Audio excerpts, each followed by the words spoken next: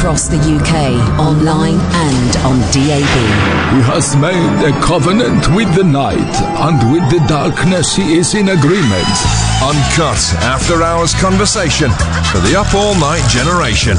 The Late Night Alternative with Iain Lee on Talk Radio. We'll get you talking. 0344 499 1000. We're done with a bunch of toffs, some of whom are racist, all of whom are a-holes. We're not talking about that. Unless you really want to. I mean, James is great. I'm not saying James's show was boring, but the whole thing is a farce. It's all just very gently, very slowly teasing Boris Johnson until he gets a happy finish. That's all this whole thing is. I mean, really, who cares? An idiot's going to be selected. We know that much. Even the nice guy, what's his name? Rory McIlroy. Rory, what's his name? Rory Storm and the Hurricanes. Rory Stewart, the dying wizard, as we described him yesterday. Even he's the best bell cheese out of a whole load of bell cheese. It's just a mountain of bell cheese. Didn't watch it, didn't care. We watched a film, read. We didn't watch it, didn't care, don't care. Here's the thing, you're not allowed. By the way, I'm Iain Lee, you are? Katherine Boyle. You can give us a call, please, 0344 499 1000. You can call us about the leadership thing if you want, but I'm guessing that the majority of you are listening to this because, like me, you don't care.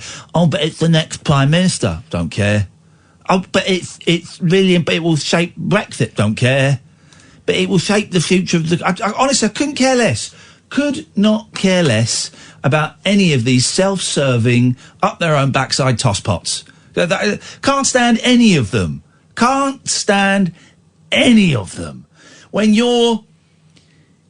when people are hoping that Michael Gove or Jeremy Hunt are going to win... they're hoping that's the least worst option is Gove or Hunt. Wow! This is where we got to. I remember both of those guys when everyone hated them. And now we're going, oh, please let it be Jeremy Hunt, please let it be Michael Gove. This is where we're at. What an awful state of affairs. Boris Johnson is a despicable human being, as are they all. They're all scumbags. They're all Tories. So that's that done now. 0344 499 1000 is the phone number. If you want to give us a call, you'd be very welcome. The way this show works, you can call us about anything you want. Katherine and I will sit here and we will talk nonsense. We'll go through the papers a little bit. We'll talk about the humiliation of not being recognised by a newsreader at the place I've worked at for 3.5 years. Yeah, that happened! Yeah, it did. That happened! We'll talk about that. That happened. We'll talk about that. We'll talk about ever being humiliated at a place you've worked at for 3.5 years. 0344 499 1000. We'll do that. Yeah, we'll go on. So give us a call. I'm a bit quiet on the calls yesterday. First hour, very quiet on the calls. Second hour, quiet on the calls. Third hour, an hour of terrible calls. Yeah, not quite enough. Yeah, no good calls. A lot of calls, but no good calls. So let's try and up the game a little bit. First of all, though, whose birthday is it today? Let me give you. Is it Mr. Sir Paul McCartney? Grab pussy. Yeah, there we go. That guy. Please do it. Hey, dead. Right, she was just 17. Can we do that again? She was just 17. You know what I mean. I think it's okay. Yeah, I know it isn't. I think it's okay. Grab pussy. Yeah, baby. Come on. Paul speaking. Oh, that's better. Hi there. Hey, dead. Right. 77 years old. 77 years old. Do you know what's 10 years old today? MeatFreeMonday.com. You can do it right now, please.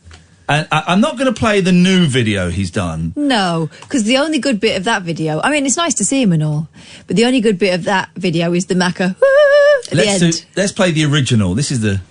Hey, hi there. Paul speaking. This is Paul at the age of 67. Listen, I need your help. All I want you to do is just log in on pledge.meatfreemondays.com and pledge your support to the idea of Meat Free Mondays. All you need to do, I need your help. Please do it. we'll send all these pledges to the politicians and then they'll do something about it. So I need your help. Please, just log in, pledge.meatfreemondays, or one word, .com. Pledge.meatfreemondays.com. Pledge.meatfreemondays.com. Pledge.meatfreemondays.com. You can do it right now, please. It's the emphasis on please. And that's actually the same way he wrote yesterday. 0344 499 1000. I love Paul McCartney. I love him, especially because obviously since that happened, they've banned me on Mondays. What?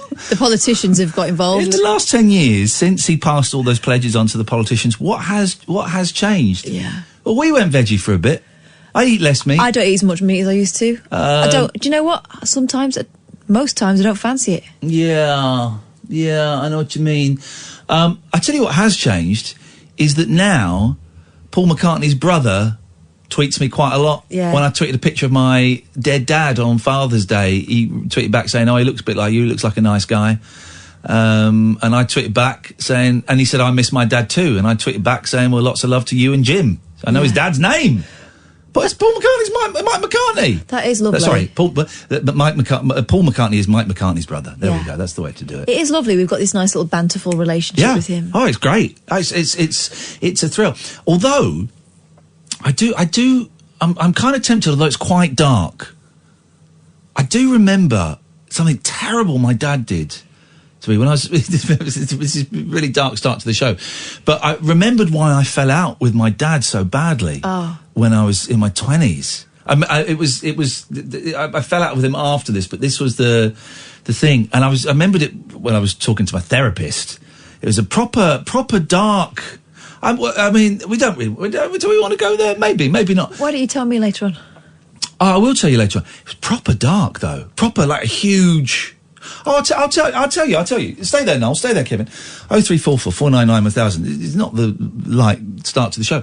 When we were in Pakistan, right? So he went and worked in Pakistan for 3 months, and I was 24, and I hadn't really seen him much since I was 15. And we were going to work together for 3 months on this Christopher Lee film, and this was going to be our chance at rebuilding our relationship. This is horrible. There's no joke here. Mm-hmm. There's no joke here, right? And about 2 months into it, he came up to me. And he said, I've got to go back to London. Your Uncle Donald, who I hadn't seen for 9-10 years, your Uncle Donald's been involved in a motorbike accident, and I think he's dying. So I need to go and see him.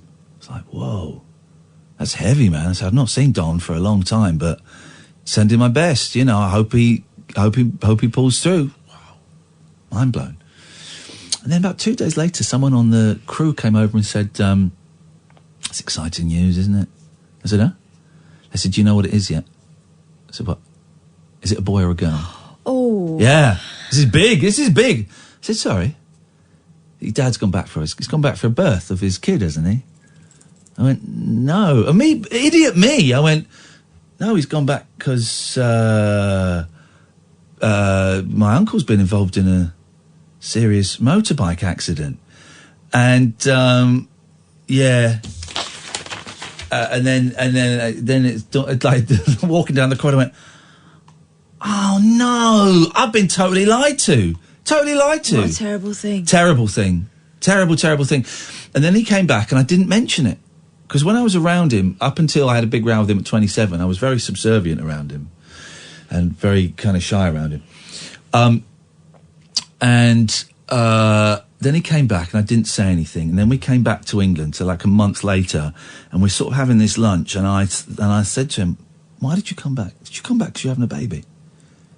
I went, no. I said, did you come back because you're having a baby? I went, no. I said, yeah, you did. And he went, all right, yeah, I did. And then I blew up at him. But that wasn't, then the big fallout was like another 3 years later when I got on the telly. And I had a little bit of chemical confidence, and I tore into him then. And then after that, I became a man. You know, I felt like I became a man. There's the kids in the hall have a joke, right? Every boy at some point has to smack his dad in the face. And the row at 27, it was the equivalent of me smacking my dad in the face. A little bit later than it happens with most men. I think it is a common thing, not necessarily a physical fight, but a huge blow up where the power shifts. Yeah, you have to re-establish yourself as you're no longer... You're a man. Yeah, you're a man in your own right, Yeah. and he's no longer your... Like the silverback, it's that challenge of the... I don't mean man in like a machismo kind of way. I don't get the silverback reference, sorry. Gorillas. Right. You know, the silverback monkeys. gorilla is in charge of the whole tribe. Yeah. The juvenile males come to a point where they'll challenge him for his authority because they're not kids anymore, so you've got to find your place, right? I'm not going to be bashed around by you anymore. Yeah. It's a big thing. It'll happen with my boys at some point. I just want to get out of the way now. Just get it out of the way now. Let's sort it out now. Let's do that. I think that there comes a point in every kid's life, and I'm talking about the person who is the one who has been given birth to by the other person, and you're probably an adult at this point, where you realise that your mum and dad are fallible, and that actually some of the stuff they did was out of order, whether they meant to or not. Yeah. And actually, it's really healthy to do that. Yeah, and it's really healthy to say, actually, my parents my mum and dad, they did their best. Actually, they did quite a lousy job. My mum was 19 when she had my sister. Children. 22 when she had me. But I'd forgotten that about my dad. That's nuts, isn't it? Interesting that you've forgotten about it. I've remembered it since then. It was not completely suppressed for the last 20 years, but I've not told you that, have I? No. Right, okay, that's quite a big thing. I've forgotten about it. That's therapy, guys. That's what therapy does for you. There's a heavy start to the show. When has your dad ever lied to you about your uncle? And Donald was fine. When has your dad ever lied to you about your uncle being in a near-fatal motorbike crash when actually he was off to see another one of his kids being born? 0344. But also the depth of the deceit where you think you can get away with that. But that was his thing. Or and that's the option. Yeah, and that's where I got it. That's where I got it from. I learned that from a young age. If you make the lie big enough, then it's... Yeah, I learned that from a very young age, from like 5. So we'll not put the phone down properly.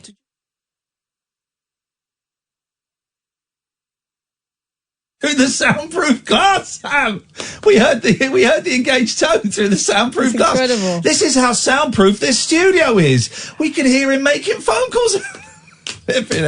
Right, we got Rick, we got Noel. It's not going to be a heavy show, sorry, I just was been in my head. 0344 499 1000 is the telephone number. This is Talk Radio. A star-crossed soapbox for sailor boys, stable girls, I'm on the edge. and stripper grands. It depends who you're with and it depends on the situation. Late night speech radio with a difference. Thank you. The Late Night Alternative with Iain Lee on Talk Radio. 0344 499 1000. In a minute, we're going to hear Paul McCartney making mashed potatoes. Oh, good. Yep, that's what's going to happen. What's happened to that screen there? Where's that gone?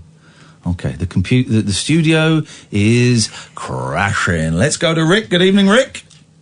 Good evening, Ian. Rick, Rick, are you on speakerphone? If you're on speakerphone, I would... Rick!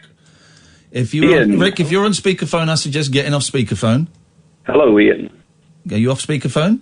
I am, Ian. Excellent, Rick. That's great. Thanks so much for your call. Let's go to Noel. Good evening, Noel. Good evening, Ian Lee, and good evening, Katherine Boyle. Well, hello, Noel Taylor. There we go. Everybody knows everybody's name. This is beautiful. I've got an invention to make you rich. That's your listener, not you, personally. But good. Is it the personal pipe to suck us all off to work? No. Oh, okay. Sad times. Don't be rude. I'm not being rude. It's disgusting, that is. No, this is the thing that Elon Musk is working on. Yeah. Tubes. Oh, yeah. You sit in a tube and you get sucked off to work. Mm-hmm. So you get sucked off all the way to yeah. work. That sounds like luxury to me. Or sucked off to the gym. You could read a book while you're being sucked off wherever you want to go. Yeah. It sounds to me like an absolute luxury. But you're not working on sucking off technology, are you, Noel? No, that would be way too expensive. You're working on tube. food warming technology. Is that correct? How did you guess that? This is I'm going to talk about. That's incredible. I'm going to talk about microwave ovens. Okay. I've heard of them. They have been invented. They have been invented previously. I will let you know that. Yes. Oh no. Yeah. So what it is that you know how when you cooking stuff in the microwave, you get all steam. Steam builds up.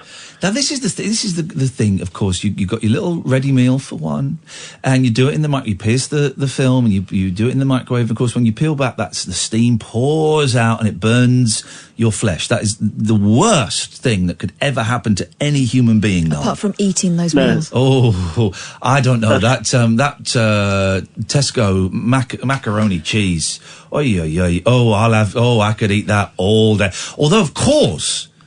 You have macaroni cheese, right? Tesco macaroni cheese is great. I love it, right? I love it. Then you go to America and you have like a burger with mac and cheese in it. Oof. Or just a burger with a side of mac and cheese. Or what about the mac and cheese balls that they deep fry? America is the home of, and I'm even prepared to call it mac and cheese when I'm in the US of A, the home of the mac and cheese. That for me is what it's all about. But the Tesco is the Tesco ready meal is a close second, very close second. You way off the mark, Ian. Okay, no, do apologise. What I'm suggesting is that you have a fan on the ceiling of the microwave. Yes. And this is so that it circulates the air after you've taken the food out, so that it doesn't have condensation, so that the microwave doesn't go rusty over a period of time. Whoa. Microwaves don't go rusty. They do. They do, sir. They don't, sir. They do not go rusty. I had a microwave for years, and it never went rusty. I've had mine for 11 years. They don't go rusty. No rust. And I would never. Here's the thing. I know you're supposed to, and this will disgust some people. I would never even clean the inside, even if it spat like hot stuff everywhere. I didn't care. I was waiting for there to be enough. I could scrape it off and make a meal out of the crust. But it does not go rusty, sir. You are spreading fake news. There is a build-up of water, which I have to dab it with kitchen towels to stop it, because I'm worried it's going to go rusty again. Oh, whoa. And stop. Pause. You're worried it's going to go rusty? I had a microwave and it went rusty. Bye, my name's Iain Lee. I worked here for 3.5 years. You didn't know my name. You thought I was someone else. Thanks a lot for coming. To have a safe journey home. That guy leaving with a cloud over his head. That newsreader. That scumbag. Well, he's learnt some news today. Yeah, I don't think he has. Let me tell the story, and then we'll come back to you, right? So me and Kath are sat there watching a film.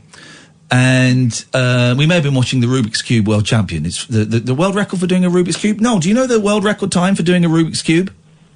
No, I don't. I think it's about 3 minutes, isn't it? Incorrect data. Mate, it's 4.22 seconds. Blimey, O'Reilly. Yeah, exactly. There we go. 4.22 seconds. Hashtag skills. And the world record for doing a 2x2 is 0.44 seconds. Rubik's Cubes are back in. Literally 40 years after I had one. My eldest is obsessed with Rubik's Cube. Sam, you're almost as good as me and Katherine at this, right? You're almost as good. What's your bullshit detector saying about Paul? Saying he's clean? He's clean. Beautiful. Thank you. Okay. You're almost as good as me and Katherine. He's learning.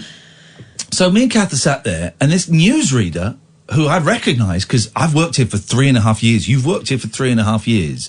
We're like sat there just looking at Rubik's Cubes and stuff. And he comes over, excuse me, are you guys part of the Ian Collins team? And I just looked at him, what? Ian Collins, who comes here to do cover, and he's been in, 3 times that I know of? Are you guys, he said, this is it, not are you Ian Collins? All right, fine, okay. Are you guys part of the Ian Collins team? And I went, no. And he sort of just looked at me. As if to say, okay, I think you're... And I just looked at him. Yeah, and then he said, I've been told to liaise with the overnight team. Is that not you? And we said no. Said no. And I'm staring at him, feeling humiliated, small, angry, worthless, all of these great things. And Kath then... I kind of found it funny. I went, no, we work 10 till 1, thinking penny drop. We've spoken. Nothing. He walked away bemused. That guy, let's just say that guy's not going to be here by Friday. Let's just say, Denny, can we get a clip? Can we send this to Denny, my boss? That someone needs to get that guy fired. Someone needs to get that guy fired. So let's just go over this again. We'll start here, right? 10:25. So this is what happened tonight, okay? Me and Kath are sat at the desk watching the World Rubik's Cube champion. Do you know what the World Rubik's Cube time is? It's 43 seconds. Incorrect. It's 4.22 seconds to do the Rubik's Cube.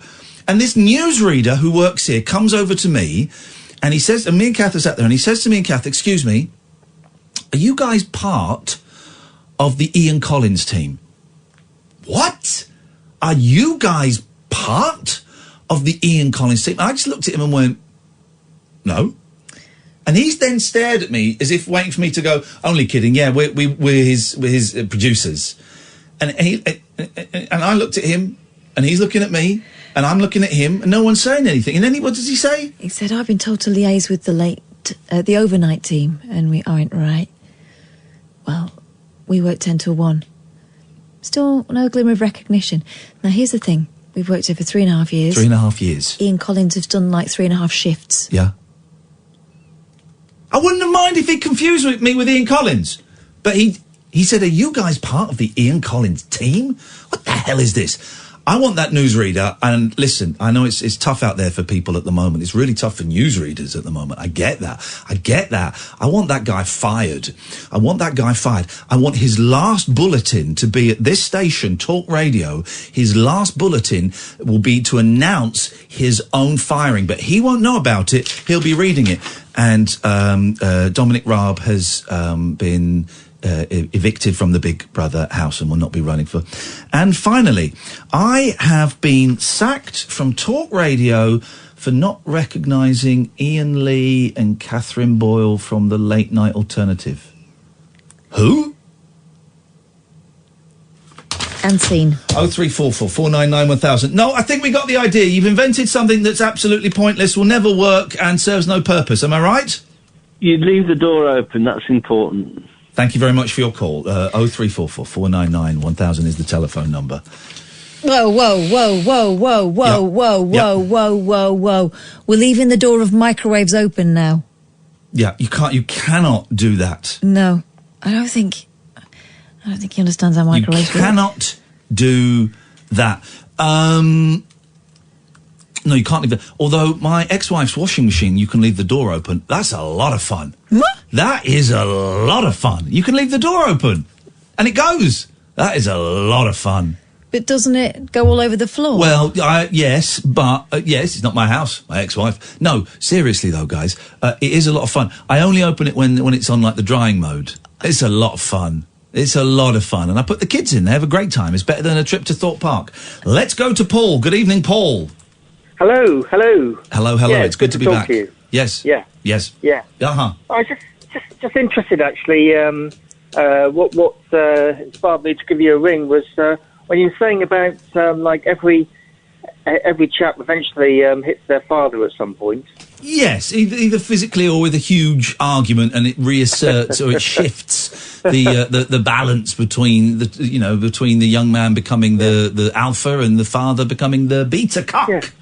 Yeah. Well, what I was thinking was, would that be because, I mean, the person that hits their father, that person maybe had siblings, but an only child probably wouldn't.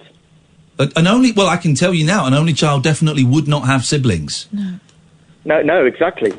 Yeah. And they probably wouldn't hit their father, would they? Do you think? Well, it's the same power imbalance. So yes, I think they would. And in some ways, it's a metaphor. So yes, I think they would. I think. Yeah. Do you think they would? Yes, I do think they would. Why is that? Jesus Christ! What is this? Did you understand the premise of what we were saying, Paul? Not really. Could you explain? Of course.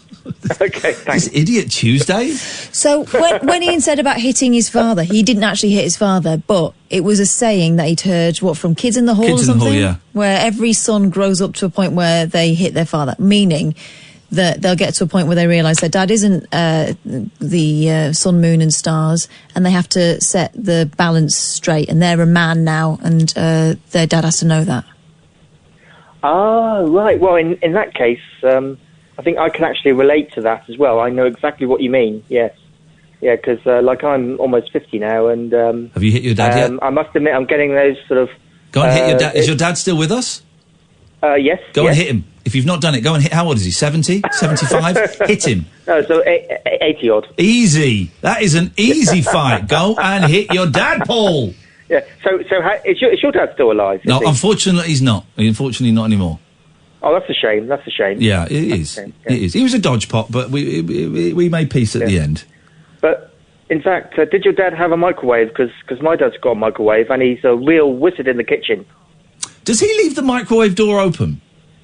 No, because wouldn't that be dangerous with all that radiation? That's right. Well, it would be. It would be easy to trick the mechanism, I think. Just like a safety pin or something. Yeah, you'd be able to do a bit of tape over it. But why would you want to? Well, Noel Taylor says it's important. Yeah. Or superpowers. Yeah, no. Yeah. You seem to have some strange ways of getting a buzz, don't you? No, I just lick 9-volt batteries, or I wet the end. Just as I've finished pleasuring myself, I get the 9-volt battery and put it on the tip of my old fella. Paul, are we coming to your punchline now? Oh, really? Oh, my punchline is I haven't actually got a punchline. What's your punchline? My punchline is saying thank you very much for your call, Paul. It really was a huge disappointment. 0344 499 1000. I enjoyed that, actually. Jeffrey, you're next. This is Talk Radio. The radio show that knows truth is always stranger than fiction. Week Monday, I get shoes. The Late Night Alternative with Iain Lee. Because they're too real to be part of my imagination. On Talk Radio. I don't know what's going on. We're going to play Paul McCartney making mashed potatoes in a minute. It's not a joke or a euphemism. Good evening, Jeffrey. Hello, Iain. Hello, Katherine. Hello, Jeffrey. Welcome to the Late Night Alternative. Thank you very much. You're very welcome. I've got a political quandary I wish to discuss with you, if that's okay. Please do. It's what we're here for. Well, my daughter, she's in like year 10, which is to me and you year 4. Hang on, so she's year 10. I always add 5 on, so she's 15. Yeah, that's right. Okay, right. This is how I work it out. Yeah. So that would be the 4th year. I know, yeah. When did they change it, and why did they? Right, yeah. When did they change it, and why did they change it? Why is it becoming the 51st state of America? I think they did it to cause a terrible difficulty between parents and children in remembering what year they were in, so they can't relate to each other. No, I've no idea, Iain. Okay. But the thing they've done is the school it's undergone a little bit of a management change. Okay. I won't say the name. Management change? Yeah, it's been privatised and it didn't do too well in Ofsted, so it's got... there is a manager of the school? Very much, yeah. Not a head teacher? Well, you have one of them too, but it's like a trust and all. Okay, those trusts. It's been privatised. So what they've done now, right, they're insisting on they have to have a new uniform now to demonstrate. We are making changes. You will spend more money. Yes, we are now in charge. Yes. And but they're insisting that all the girls wear dresses, and we're talking pinafore-style Victorian dresses. And my daughter, she ain't worn a skirt or a dress since she was about 7 because she don't like it no more than I like walking around in shorts. Get on with it. Tough. The school's got rules. Don't like it? Go to another school. Don't go do homeschooling. Become a drug addict. Become a beggar. Tough. Put the school uniform on. Them's the rules. It's not. Does that seem right though in this political day and age? Yes. To sort of say all the girls. They should have the option of trousers for the girls. They should. I would have thought. They should have the option. I think for it's totally arguable, isn't it? I would say yes. What are the boys wearing? Shorts up to 15? Oh yeah. Well, they have to wear skirts. All the boys. Huh? No, they don't really. Oh, okay. No. Just seeing if it was equally antiquated, because I remember when I was a kid, until the boys were about 13, they were in short trousers. Yeah, well, that was at my primary school in the 70s. Yeah, that was the case. Remember those corned beef legs on a cold day? So, do you think that's a bit weird too? Am I right to stick my oar out about this? I think you should get... Yeah, I do, actually. I like school uniform, but I think you should get all the other parents together that are interested, parents of daughters, and you should start a campaign to be allowed for them to be allowed to wear trousers. Yeah, of course. Or at least have a conversation with them about, you know. No banners and protests like those Muslims. Hey, listen, it's working for the Muslims who don't want their kids to learn about the filthiness of homosexuality. This is a proud white father who just wants his daughter to wear trousers. Then he shall protest as well.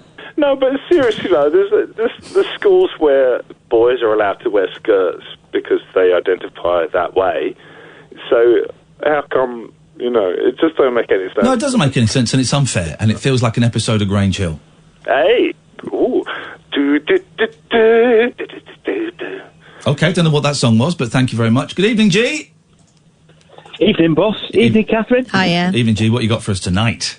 I'm just ringing in to let you know I'm still alive. Love you, bye! Thank you very much indeed. There you go. Well, you're struggling a little bit, but he's still alive. That, dear listener, is excellent news. 0344 499 1000 is the telephone number. If you want to give us a call about absolutely anything, I'm going to say better calls than yesterday so far, although very difficult to get a thread going with these. A couple of awkward vibes, but that's fine too. I love the awkward vibes. That's what I thrive on. Is the old awkward vibe. Let's take a quick break, then we'll come back. 0344 499 1000. This is the late night alternative on Talk Radio. Kick off your slippers. Don't go to bed. The party is just starting. You can sleep when you're dead. The late night alternative with Iain Lee on Talk Radio. 0344 499 1000. So this is Paul McCartney's 77th birthday. Let's celebrate. So Nick has sent me this, a video of him making mashed potatoes. It goes on for 10 minutes. Wow. We're not going to listen to all of it. That would be insane. Or maybe we will. Right. Well, now, this is a first. Never done this before, but how exciting is this on the internet? Okay. This is going to be a recipe for mashed potatoes. This is the best thing I've ever heard in my life. Oh, Grandad. Is he doing it in portrait? He's doing it on, it's like a decorating table with a screen behind him that's got like an old black and white photo of a kitchen. Can I have a look? Yeah, come and have a look at this. Come and have a, you won't be able to, well, if I hold this, you'll be able to hear. Ready, here we go. What I've been doing for many years and what is in Linda's cookbook on tour. There you go. Right, so basically, you know how to peel a potato. You don't use a big knife like that. You use a potato peeler. I use a silly little knife like this. So let's say he's peeling it towards him. That is Paul. That's not those fingers, those precious fingers. No, exactly. But he is a lefty there. He's doing it. Okay, that's great. You're going to peel your spuds, and you're going to peel a whole panful like that. And all these cookery programs, as you know, they always say, "Here's one I prepared earlier." So we'll get rid of that little bit there, and these. And this will, when it's peeled, in fact, let's peel it and let's do the real thing. Peel it. He's a man of the and people. then this can go in with these others. I got a feeling we're watching all 10 minutes of this. This is the best. What we have prepared earlier. So, you do something like this. You cut the work in half. Here we go. You cut it something like that kind of size. Roughly like that. That kind of thing. And you sling them in some boiling water. This is brilliant! You sling them in some boiling water. 20 minutes. Now, there they are. We've got these on already. You stick a bit of salt in. This is nice organic sea salt. You just have a nice big fistful of that. You sprinkle that in. And those will take about 20 minutes. Now, the thing is, there's some people out there who are brilliant cooks. So, of course, I'm highly embarrassed to be telling you how to do this. So you can just have a laugh. Just sit back and have a laugh. The rest of you who don't know how to cook, like me, will be highly educated by this procedure. Okay, here we go. Here, while we're doing this, 20 minutes, what you do now is you can prepare the onion. Sorry? Which is like a little special touch. Not everybody has onion in mashed potatoes, but this is my little special touch. So here we go. Whoa, look how he's cutting that! He's holding a big onion, and he's just cutting it in his hand. He's not got it... towards his open palm. He's not got it on the table! Jeez, man! Just cut round here on the onion. What's he doing? And hopefully... He's trying to peel an onion. He's going to try and it's not how you're supposed to do it, probably. But you just he's expecting a big nut in the middle. outside layer off here. Oh, he's done it! Sling the bits. What an unusual way of peeling an onion! He did it! To do this. I'm sure there's a very professional way to do this, but I don't know it. Are the tools of his trade. So basically, I'll do this like as if Cavalier. I was doing this for myself, which, seeing as there's probably no one watching this programme, I am. We're watching it, Paul. Okay. So you get your onion, and you try and get it looking vaguely respectable by taking some of these outer layers off. You've got it like this. It's looking pretty good now. It's just an onion. Cut that little toppy bit off. Oh, and a funny little bit's appeared in the middle of it. Well, okay, this is only a demonstration, all right? So we're not worried about that. Right, now here's the What just happened? He realised that the onion has layers, and so in the middle it'll have a funny little bit. I think he means like, you know, the soul of the onion. This is the trick, which Linda taught me. It's a brilliant trick, and it goes something like this. You take your onion, and then you cut lines across it like that, see? Straight across it like that. Trying not to cut your finger off. All these chefs go a little bit faster than I do. This is the slow method. You cut that way once, diddle-a-da, then you turn it round and you cut the other way now. Diddle-a-da. You just score in the top. You've got little squares, little grid system going on the top of this little onion. And the nearer you put these lines, of course, it's going to be the finer the onion. Then what you do, this is the trick, turn it on here and you just do that. And look at that. You've got chopped onion. Again, he's going to chop the ends It's of his all fingers coming off. away like a miracle. There you go. So there's your chopped onion, and that's the little trick. Chopping onions. Bet you've never seen that before. Okay, here we go. So that will leave... I'm so sorry, dear listener. He's just diced the end of an onion. This is strangely hypnotic, isn't it? Yeah. Thank you for this, Nick. It's like the beginning of Casualty. Yeah. Put that down. Celebrity Casualty. Get me wee cloth and wipe my handies. And don't rub your eyes, here we go. Paul. This is getting to be like a series, isn't it, viewers? We could have been doing this for years, really. Okay, right. So now the potatoes. You leave the onions here. They're coming later. Potatoes now have been boiling. Well, let's say they've been boiling for 20 minutes. We now take them off. We bring them over here, and you know what? Is he wearing a waistcoat? A little bit hot. We will get the old glovey on. Yeah. Fetching little oven glove there. Hello, how you doing? What do you think of the recipe? Oh, now stop! Oh, stop it! He's punching. He's punching himself with an oven glove. Like his oven glove is emu. This is the most insane thing ever. All right. Okay. Right. Here we go. And what you do is you just drain off the excess water into a bowl, or more likely a sink. So here we go, and we're draining off the water, making sure you do this very carefully, because if it all falls, you get scalded, which isn't wonderful. I should know. Okay, so that's that. Why would he know specifically about scalding? There's a story there, isn't there, that he's not sharing? But here's the thing, when he left the Beatles, he went and lived in a farmhouse that had no roof, no running water and no electricity. So you would think he would know a thing or two. Well, like how to cut an onion. Yeah. Now we got these guys. Now these could probably go back on the heat a little bit there, just to dry them off a bit. And I'll get rid of that colour by sticking him there. Okay, so now, this is the next amazing. bit now that's dried off a bit, we're ready to go. Bring this back to the centre. So this is post And we Linda? get our potato masher, one of these things. And now we just it's go not hot. for it, and we mash So he's just mashing the potato. Give him a good hard mash here. Got a lot here, so it'll take a few minutes normally, but I'll just give him... I better not do them too roughly, because it won't look so good and it won't taste so good, but this is what you do. You mash all these spuds up like this, and get them so there's no lumps, nice and fluffy. Lovely. That little professional touch there. Right, here we go. Then we take some margarine. And Not best butter?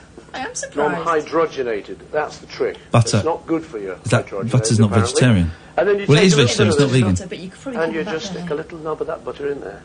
And it just depends how naughty you want to be, really. Because He's now calling it better butter. the more you have. But so we'll stick a few knobs of butter in there. How about I'm confused. that many? That looks good to me.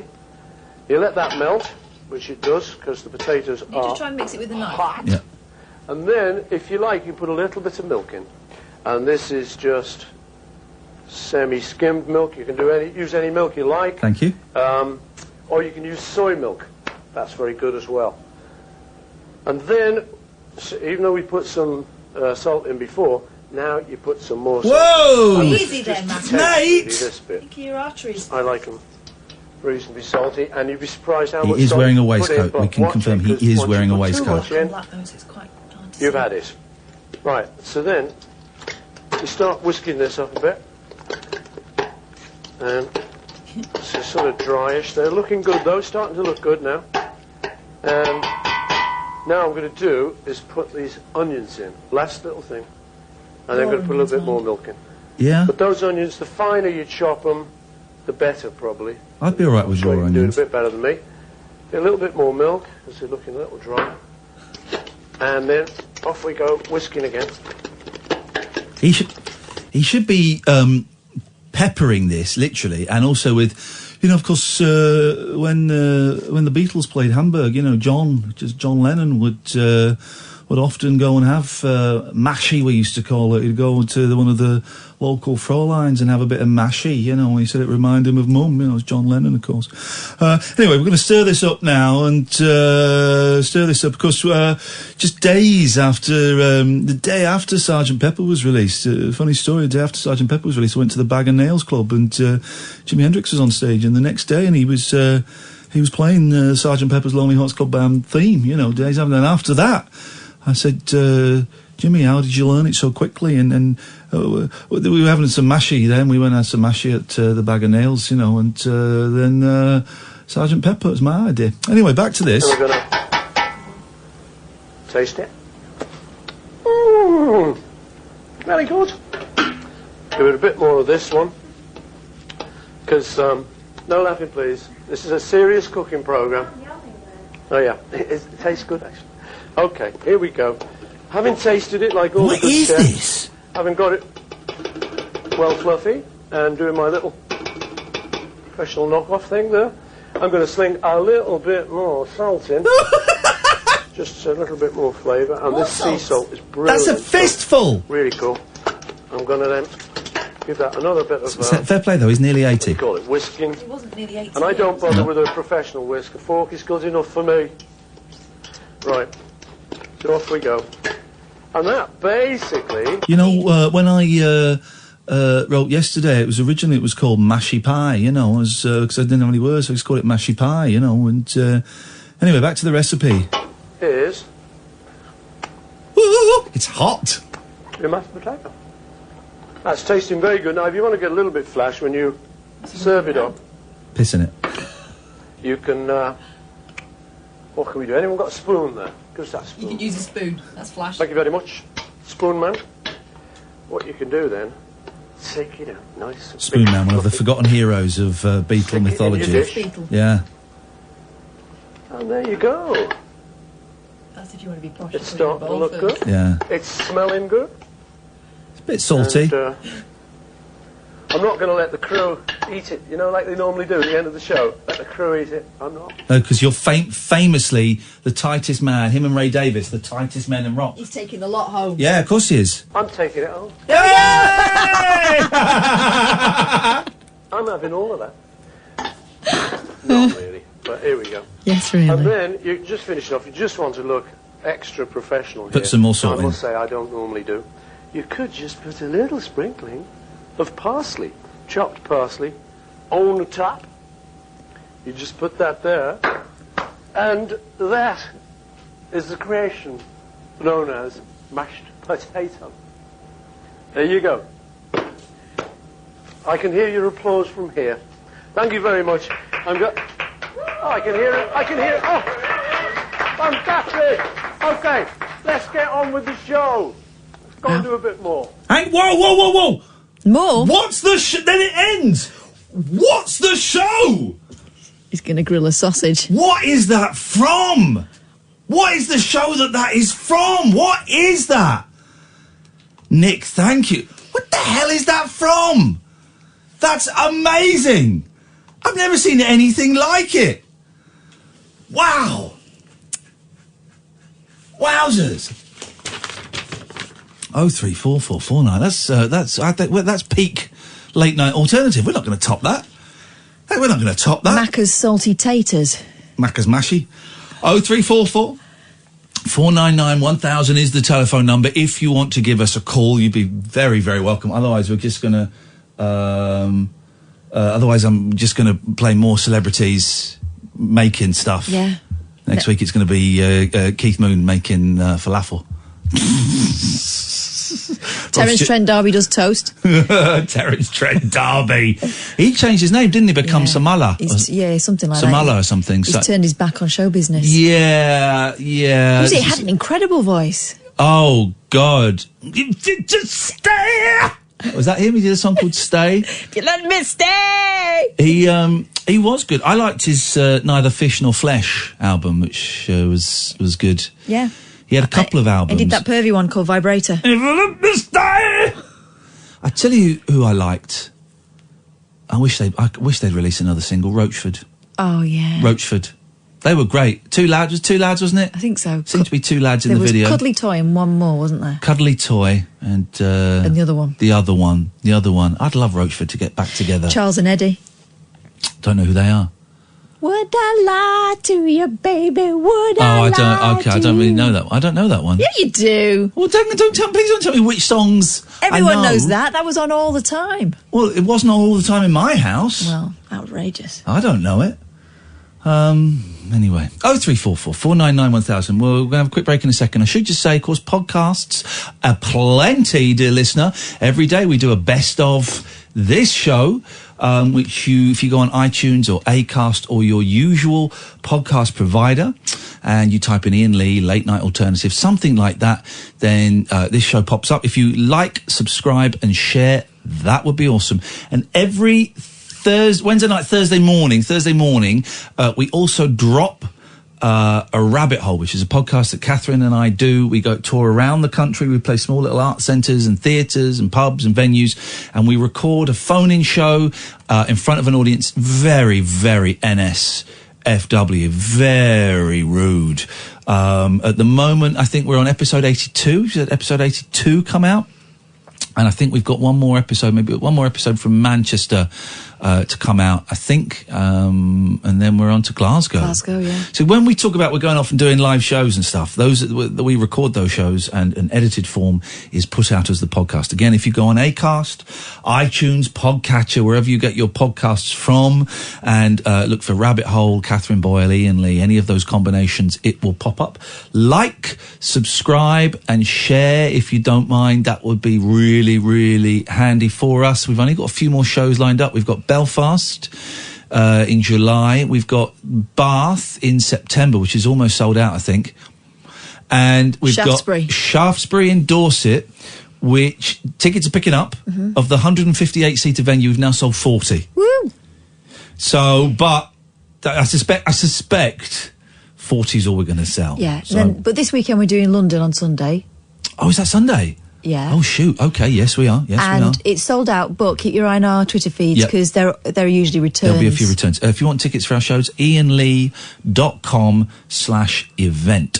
IAINLEE.com/event. Right, so quick break. We've got no calls on the switchboard, so change that, please, callers. 0344 499 1000. 0344 499 1000 is the telephone number if you want to give us a call. The Late Night Alternative with Iain Lee and Katherine Boyle. This is Talk Radio. Talk Radio.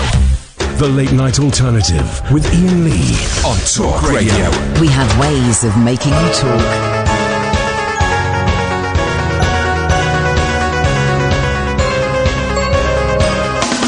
Negative as can be, and she's weak emotionally, but she kissed me and she put it there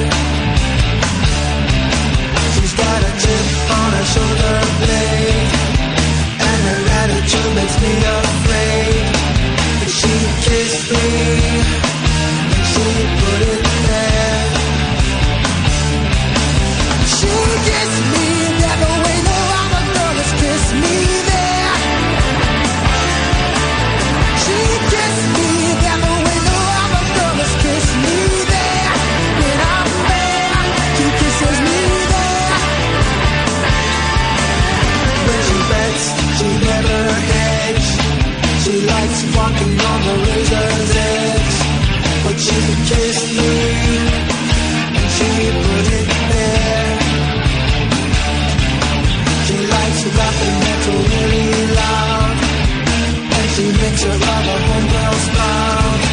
Would she kiss me?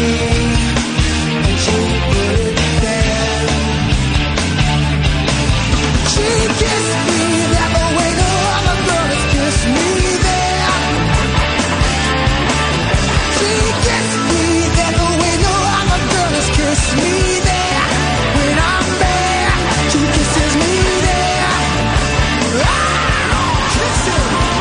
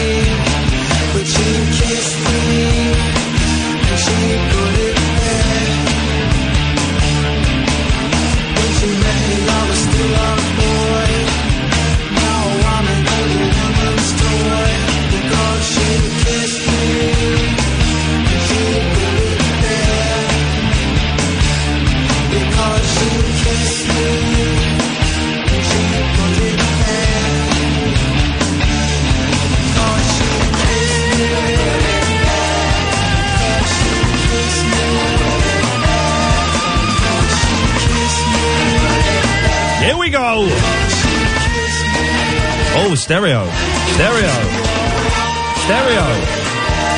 I don't know if you get this station in stereo. It's doing stereo in my headphones, so it's actually quite annoying and a little bit disorientating. 03444991000 is the telephone number. If you want to give us a call, you'd be very, very welcome. You can call in about absolutely anything you want. Them's the rules. Let's go to Jackie. Good evening, Jackie. Good evening, Ian. Good evening, Kath. Well done, Jackie. Katherine has not returned from going to make a cup of tea during the break. I only hope and pray she has not been killed by ninjas. I can confirm Katherine is walking through the door now. She has not been killed by okay. Make your own jokes up there, guys. But there were ninjas all over her, and she finished them off. Okay. Nothing worse than being covered by ninjas. Yeah. Anyway. Ninjas. Not. Did you say ninjas? Ninjas. Ninja warrior. Don't lower the tone. Don't lower the tone, Mr. Mannering. Jackie, you sound like the first decent call we've had this evening. Thank God for that. What I want to share with you at the moment. Seeing her in October. I was just...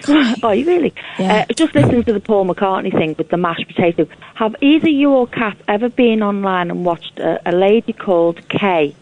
Kay's Good Cooking. I haven't. Can I just stop you for a second? Yeah. This is the first... Catherine's made me a cup of tea. Real tea, right? Oh, right. I haven't had tea for years. That machine. Is it out of the machine? Yeah. Oh, it's disgusting. Is it? It's horrible. It's not Yorkshire tea, then. No, it's horrible. Are you enjoying it? I've got a mocha. Hang on a minute.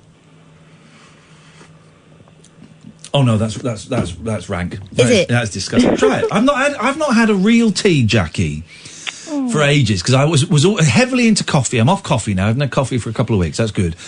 And I like Red Bush, and I'm drinking peppermint tea, and I haven't had a real tea for ages, and I just fancied it. And it is disgusting. Do you want me to make you something else? No, I want you to stick here and go down with this sinking ship with me. Yeah, Katherine. Let's have a good pot of Yorkshire tea. Anyway, Jackie, so yes, there's a woman called Kay's Cooks. Yeah, Kay's Good Cooking. Yes. You want to laugh? Go and watch her. Watch her from the early days in her little kitchen with her son and her doing. And somebody she's on YouTube. People subscribe to her, and they'll come up with the most not ridiculous things, but to say her kitchen is something else, you just sort of sit there. Hang on, are you looking at it just for kitchen porn? Is this you're there drooling over a nice kitchen? You couldn't drool over anything in here. Well, mind you, she probably has drooled over everything. Is it in her disgusting? kitchen. It's just the way she comes across. She's so funny. She's just become a sort of figure of Fun. Somebody will phone up and say, somebody's asked me to make a crisp butty or a crisp sandwich or something. So here we go. You take 2 pieces of bread. You're joking. You do this. You want to watch her make poached eggs in a frying pan. Okay. See, I was imagining like a Mrs. Hinch type. Okay. Right. Okay. Well, let's go. Now, Kate, the one we're going to look at said 67,000 views. It's all-day English breakfast. Oh, God, no. Go on, yeah. Which is surely just a breakfast. Oh, right, here we go. Just wait till you see how she cooks it. Okay, here we go. Is it not got bad language in, has it? No. It's her and her son. She's got long, straggly hair. And Okay, here we go. This is it. People, I'm back cooking again. Happy Valentine's Day. I love this already. Today I'm making a full English breakfast, also known as an all-day breakfast. I'm just melting some fat in a pan. I don't know if you can see that. That is lard. Yeah. Lard. That is lard in a pan. I thought this was going to be a very glamorous speciality is hair lard. Cooking kitchen scenario. It is, let's just say, I don't want to be rude to anybody, but it's similar to the kitchen that I had growing up in the 70s. Yeah. It's disgusting, isn't it? But I'm not going to comment, Jackie. You may think that. Here we go. Well, I'll say, unless it's midday or midnight, she's not set the clock on her cooker. Here we go. And I'm going to add... Whoa, she's not even melted the lard. The sausage is next to the blob of fat. And she's not turned it on. It gets better, Ian, honestly. So they can cook. Put them all in, love. Oh, I'm opening a tin of tomatoes and a tin of beans. You can have grilled tomatoes. It's just that I'm not keen on them, so I'm cheating. I prefer tin tomatoes. I'm with Kay all the way. I don't. As you can see... describe that, Katherine. Right, you know when you've used your Tupperware and it's gone orange around the sides, right, and it won't unstain? She don't care, she's still using it. So she's got one full of beans and sausages and one just full of beans. You know when you've got 2 Tupperware dishes, one is full of loose poo and the other is full of blood? That's what it looks like. Got stuffing the tomatoes in... She's wearing an Iron Maiden T-shirt. This jug. Yeah. And beans in this jug. It's not a jug. Right, I've just washed some mushrooms. All you do is... I don't think she washed those mushrooms. You just give them a wipe over. That's not washing. Wait, what? That's not washing. Give them... I've just washed some mushrooms. Just give them a wipe over with an old J cloth. Right, I've just washed some mushrooms. All you do is you just give them a wipe over. You just wash them. I'm slicing mine. She sliced them in her hand, the McCartney technique. Hand with some fat in. Please. Right, it's optional if you want to cook. Is that the smoke alarm going off in the background? Yeah. I love her. This is brilliant. Oh, have you never seen her before? No, but you know what? We know what we're going to do, Jackie? Just watch them. We're going to get Kay on the show. Yeah, she's We're going to get Kay on the show. Sausages. Because some people put sausages and the middle don't get done. So just make a... Those sausages are grey on one side and black on the other. Turn them over. So the inside can get done. Wow. I'm putting What you can't see is that every time the shot changes, the video pauses for like half a second. I don't know what they're editing it on. I suspect it might be 2 VHS machines. I think it's her son does it. Her hooked son's, up. So he's... Oh, do you know, she's... whether he sees his next birthday, because some of the things he eats is just ridiculous. Okay, all right. Again, those are Jackie's opinions and views there, not the views of Talk Radio. the bacon in. Look at the filthy colour of that fat, though. Listen to the alarm going off. That fat is like black, dark brown, muddy brown. Would you say a chip pan? Oh, God. Making sure there's plenty of room. I'd eat this. In a world of 15 videos and people who don't live in those houses. Now I am doing the cracking All 2 lard. eggs into a All pan. lard. Oh, I miss a make fry them- cooked in lard. Well, to cook for the breakfast. Most of the breakfast is doing... Right size, my beauty. The mistake she's made there, you should butter it should be white bread and you need to butter it both sides to get it Put perfect. it in the crusty egg pan. Yeah. Like I keep saying, it's optional. But just to let you I'm know, having a fried slice when I go I home haven't been tonight. showing you, but I've been putting a bit of fat in every time. You must keep your pans well oiled so that nothing can Few rips on her t-shirt there. Rock and roll, innit? Yeah, come on. Oh, the state of that pan. Hash browns. Frozen hash browns. You can have as many hash browns as you want. She's having 4. Too sure how long they want cooking. I'm not too sure how long anything wants cooking. Sorry? She's not too sure how long anything wants cooking. And she's teaching us how to She cook. doesn't time anything, she just She waits till it's does it. Holy cow. charred. It's just a case of when they look done, if I can make an incision in the middle, I do. If not, then I just keep turning things over until they look done. As I say, I mean, that. We can see the meal there. The beans are about to be poured on. I think it's good the beans are going on top because that just looks like, you know when you scrape all the crap off the bottom of a saucepan, right, to put in the bin? It looks like that. Yeah, but you know what? I'd still eat. Oh, I'd love it. cheated with the tomatoes. I've opened a tin instead of grilling them, and now just a case of no range, putting just slap it tomatoes all on as the final touches. Oh, I'm putting the beans on. Beans with sausages in. These have got a few sausages with them. So. Oh, she's doing it. She's putting the beans really delicately, sort of around the edge. There we go. I love her. And this. Oh, now she's got filthy dressing gown on. Where did that come from? This disgusting dressing gown. What is that? Is the end product. Okay. Some bread to go with that. Plus, you can also have toast, which is optional. I hope you like what you've seen.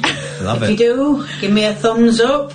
If you want to leave me a comment to do anything, whether it's cooking or making, do so. If you haven't already subscribed to me, would you please subscribe? Thank you for watching. Bye. I love her. Oh, is she right? First of all, she's getting a thumbs up there, and she's getting a subscription. That's Kay's Cooking. Is she on Twitter? Do we know if this woman's on Twitter? I think so. I know Harry Hill had on one of his shows on TV one day. He brought her in, and everyone just went, "Oh my God, it's Kay." She is coming on this show.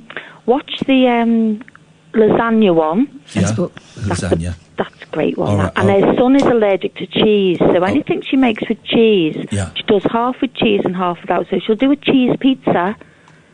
But his cheese pizza doesn't have any cheese on it because he can't eat it. I've just seen she's got a GoFundMe that started 6 months ago because she needs a kitchen upgrade, she says. She's got no worktops. Everything works on top of that cooker. She's trying to get £3,000 and she's not got very much at all. Hey, what does she want it for? To spruce a kitchen up. Oh, hang on a minute. Crowdfunding to get a new kitchen? Yeah. That's a bit... Jeff, isn't it? She's got plug sockets all over the kitchen but doesn't use them. She just uses that side of the kitchen. Yeah.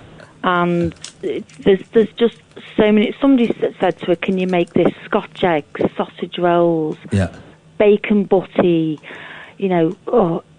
the poached eggs in the frying pan are the best. Do you want to watch that? Jackie, thank you very much indeed. God, you brought something to our lives and to our world there. That's incredible. Kay's Cooking. Kay's good cooking. It's a cookery special tonight. Got some information on where that Paul McCartney thing is from as well, and loads of people have sent me little bits and pieces about it. It's actually quite an interesting story. We'll get to that in a second. 0344 499 1000. This, dear listener, is Talk Radio. The Late Night Alternative with Iain Lee on Talk Radio. We'll get you talking.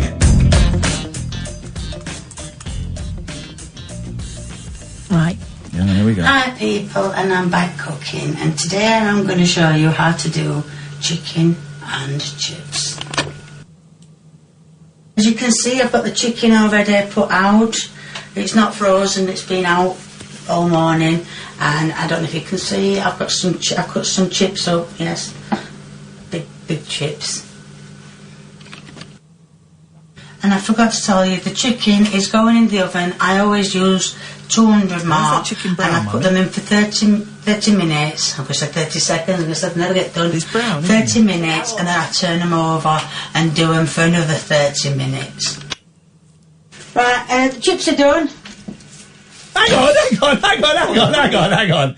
She's teaching us how to do chicken and chips, right? And so she's cut some chips and then... Right, the chips are done. Right, she's not taught us how to... I know how to combine cooked chips with cooked chicken onto a plate. That seems to be all she's displaying to us. It's a dirty plate. Oh, there's not many chips there, is there? No. But yeah, the chips are done. I'm just waiting now for the chicken to do. Chicken's done. done. You can see the chicken's done halfway. I'm going to turn it over. There we go. So it's going to have its other half an hour. That chicken. It looks horrible. It's an half an hour, so now we'll do another half an hour. I just thought I'd show you. So it's an hour in total to cook. So that's it, all turned over now. So I'm going to put that in for another half an hour, and that'll cook. And then I'll show you when it's finished.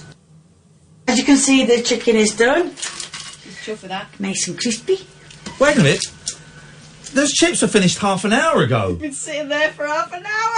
Those chips are going to be fruit, but she doesn't know timings on things. She doesn't know. There we are. That's chicken and chips right. She's put her chips out half an hour ago. Yeah. She puts one piece of chicken next to the chips because she's made like a half moon of the chips, Yeah. and the other piece of chicken goes on top of the pile of There chips. we go. There we go. No grease. This is the end product, and Lee's coming to do the taste test. You think, Lee? And while Lee's doing that, I forgot it already. There's going to be a link in the description to my Facebook page, which is Kay's Cooking. So I don't want any other. I guess her son is eating it. Yeah. Like it? Everything fine, tastes nice. Good. Everything fine, taste is nice.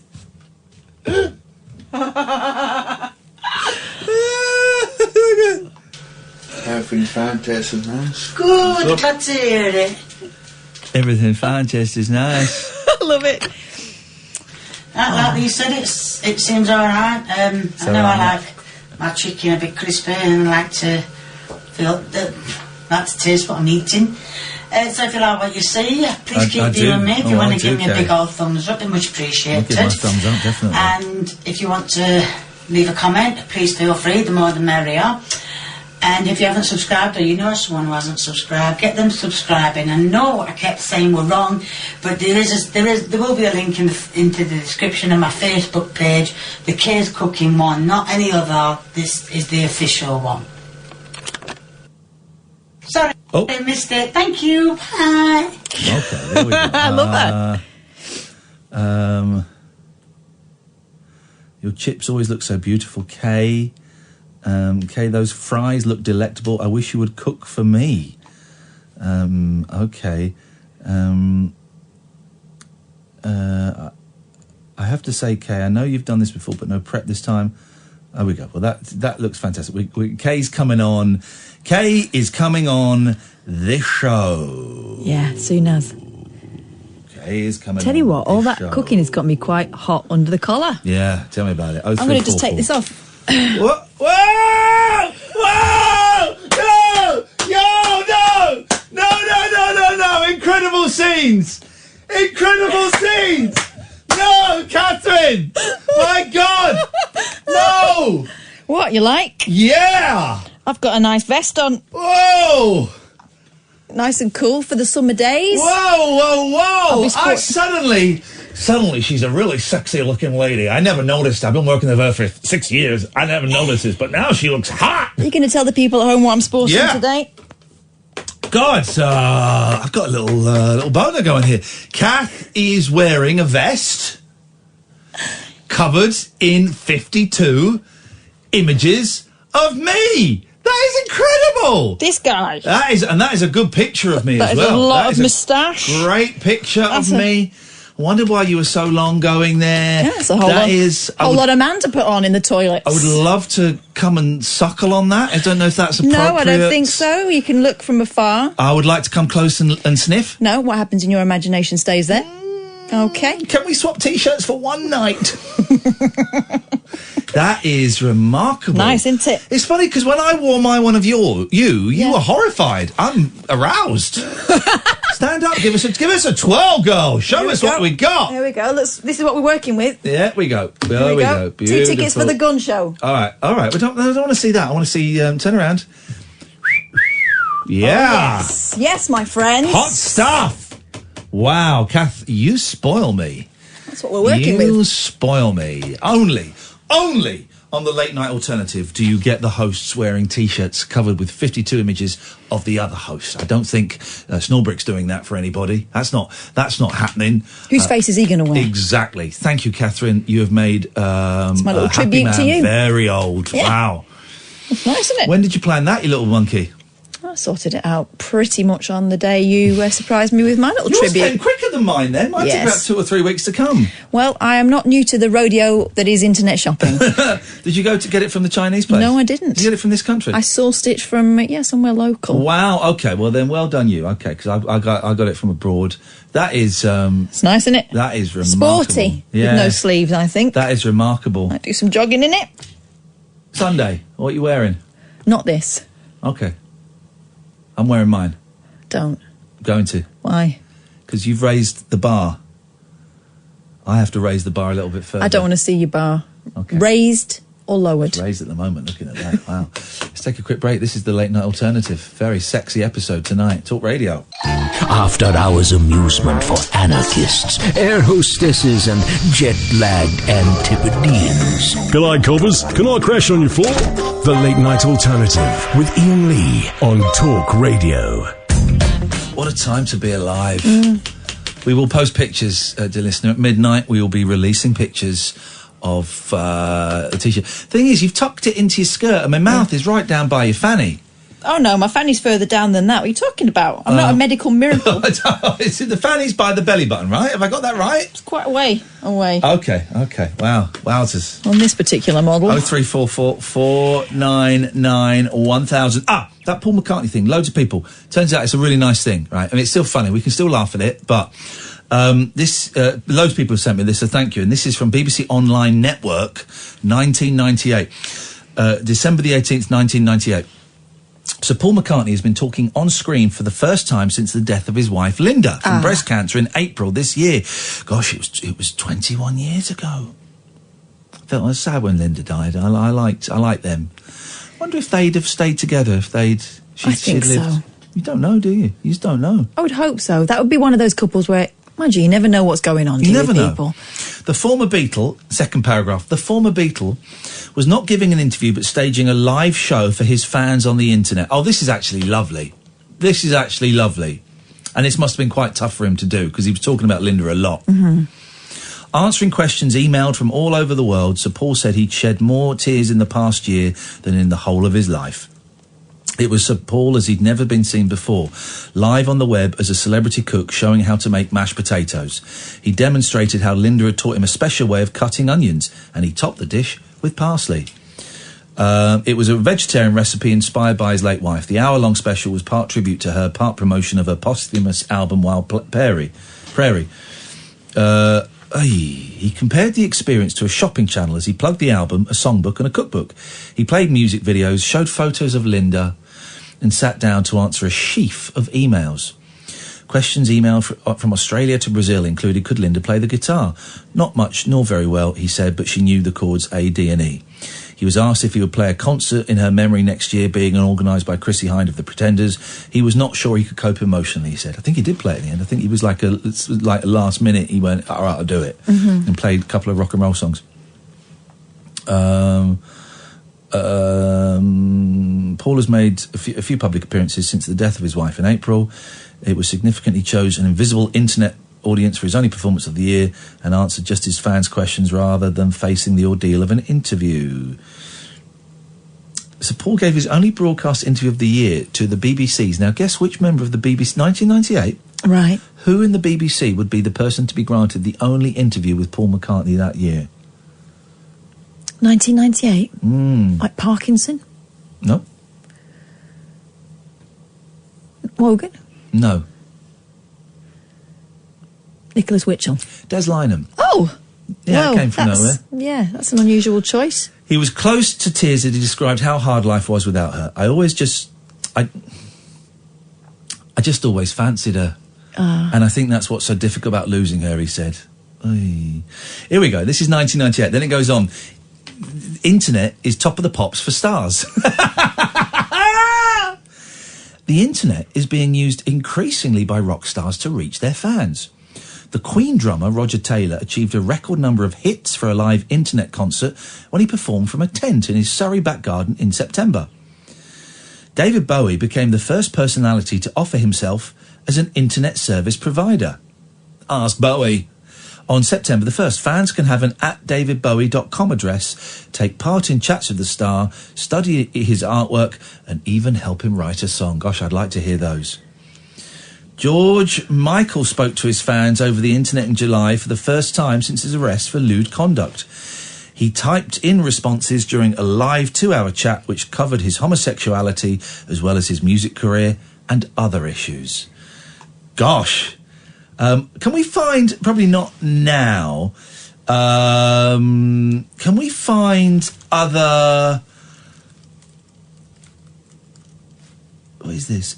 Can we find other examples, if anyone's got, of old stuff from the internet? Like early stuff of people report, like stuff like I've just read there about rock stars and stuff using the internet. There's stuff from like 96, 97, 98 describing the internet in old-fashioned terms, and that would be a lot of fun. I don't know where we'd go for that. It would be Bowie, wouldn't it? First one on there, early adopter. It would be. Yeah, he would like you to think it was. I don't know. I would like you to think it was. If anyone knows, there's got to be a website that's like, you know, look back at 1996 online, or, you know, 1998 seems to be the year it's all kicking off. Yeah. 0344 499 1000. Catherine, what have you got for us tonight, please? Well, this. Oh. Some people are born with tiny holes above their ears, and this is why. Okay. Right. Less than 1% of people are born with these tiny holes, a lot more common in parts of Asia. Haven't you got one of these? What? It's called a cow. It's called a cow's. No, not there. There's there somewhere. I don't think I've got one. Isn't it called like a cow's purse or something? Well, this one isn't, but it's. Well, then it's not a thing then. All right, it's small, aliens. Aliens came and done it with a monkey. What it looks like is if someone's done a piercing, but at that kind of the bit where your ear meets the side of your head. Yeah. So, like, but the top part of the shell-like bit of your ear, if you know what I mean, where that meets your head. So it looks like someone's pierced it. A very small percentage of people are born with tiny, barely visible holes above their ears. In the UK, just under 1% of people have them. In the US, the frequency is lower. And in Asia and parts of Africa, 4 to 10% of people may be affected. What the hell is going on with these Africans and Asians? Well, they're not a sign of something weird or the symptom of a health issue. It's actually something called a periocular sinus. Simply put, the malformations are nodules, dents or dimples that are exposed anywhere around the external ear. Right. Specifically where the face and the ear cartilage meet. I'm sure they're called cow's purses. I'm sure that's what my mum used to call them. Let me Google cow's purses while you're talking. Okay. The hereditary birth defect that was first documented by scientist Van Housinger in 1864 is usually found on one side, but up to 50% of people have them on both. One evolutionary biologist, Neil Shubin, says the holes could be an evolutionary remnant of fish gills. But if you're part of the 1%, there's not actually anything to worry about. They may be linked to other things, but they don't tend to cause problems. The most likely issue is for the hole to become infected, something that can be easily treated with antibiotics. Occasionally, surgery is required to remove the sinus. So there we have it, the periocular sinus, basically just a pre-made piercing, although you definitely shouldn't put jewellery in one. I can't find any evidence to see that they're called a cow's purse. I'd never seen one before I saw your ear. I don't think I've got one. I don't think it's that, because it says specifically it needs to be where the cartilage meets the side of your face. And it's not. It's on the sort of back of your ear, isn't it? Yeah, I don't know. Cow's purse ear. Someone's suggesting we try the Wayback Machine for looking at archived websites. No, I think what we'd want, Isaac, thank you for the suggestion, is we want something that's written now or in the last few years that's highlighting stuff from the olden days. I don't know. Show feels a bit flat tonight.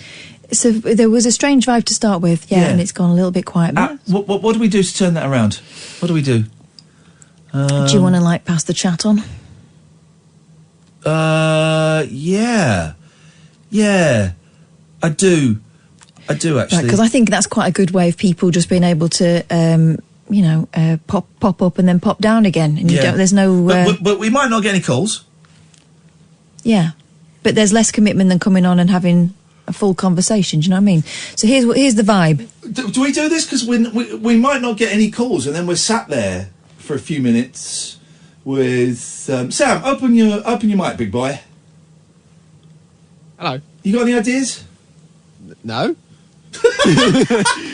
Sorry, you sort of sprung this on me. Generally, no. This could have been. It's past now. This could have been your moment. This could have been the pivotal bit in your career when you went from tech op to producer presenter in one. Yeah. You should have been. Oh, you've been sat in that studio for 2 years, right? And you should have been there every night. Not actually during the show, not like James, but every night when you went home, you should have been writing down 10 ideas for stuff. 10 ideas every night. You'd have 10,000 now, and you could. So just waiting for me or James Whale to go. I'm stuck. Any ideas? And you go, yes, sir. How about we do live urine testing or something? It's not actually a bad thing. If it was like a John Hughes movie, you would give us an idea. We'd both be astounded, and then there'd be a slow, spontaneous. Yeah. Here's what I'd do. Both of you go and piss in a jar. I would test different jars. I would taste it, and I would see if I can tell which urine is yours. I would do that. That'd be weird, mate. I would do that. Would you do that, Katherine, for me? You wouldn't let me drink your wee? No. Some mate you turned out to be. What is this? What is this, friendship? Mm-hmm. Let me drink your wee. There are boundaries, my friend. I'm not from the source. I'm not going to crouch under your chair while you hoik your knickers to one side and lift up your skirts. Lifting it, mate. You would do it in the privacy of a cubicle, and Sam would do it in a cubicle, and you would come out, and I would sniff, and I would slurp. And I think I could accurately detect which wee is which. Sam, are you up for it? I mean, yeah. Sure. Right, so he's doing it. Good, all right, well, you'll be able to understand, you'll be able to guess it straight away. We can't do it with just one person, because then I'll go, well, it's Sam's. No, not playing. Funny if I got it wrong and he got one of the cleaners to do it. That would be funny. Or josh.rom.com. So we're not doing that? No. Okay, well, now we've just given Sam 3 minutes thinking time. So, Katherine, throw the question to him. Now he should have some ideas. Sam, what do you think we should do? I don't know. Sorry, I was too busy paying attention. It's unbelievable. This is your one moment. All right, we'll do pass the chat on when we get back. 0344 499 1000. This is Talk Radio. The Late Night Alternative with Iain Lee. Unfiltered night talk with the original king of unconventional conversation on Talk Radio. We have ways of making you talk. Right, explain. Now, this might not work because we've not had many phone calls, and we're now to try and make the show better. We're now suddenly asking for a lot of phone calls. Mm-hmm. That's a gamble. Yeah, but the thing is, that's a punt. A lot of people I know from Twitter and from when we go out and about, when we speak to people, they say, right, I'm waiting for my moment to phone up. I really want to phone up, but I don't know what to talk about. Yeah. Here's your chance. Here's your chance, guys. That person. Because you just ring up, you have a chat, and when the next person rings up, you're off. That's the way it works. As soon as someone rings up, yeah, you get booted off. So you might not even get a sentence out. Okay. What's the number, Katherine? 03 03 03 034 034 0344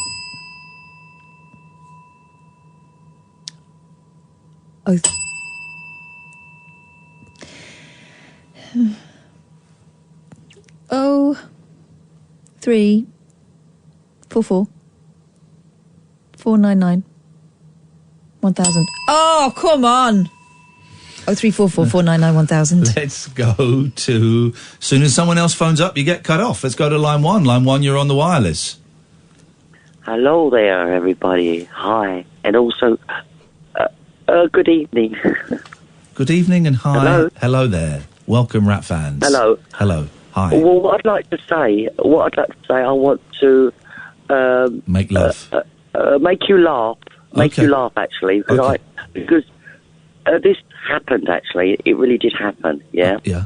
And I don't care what happened, but it's actually to do with looking younger, okay, without any money being handed over.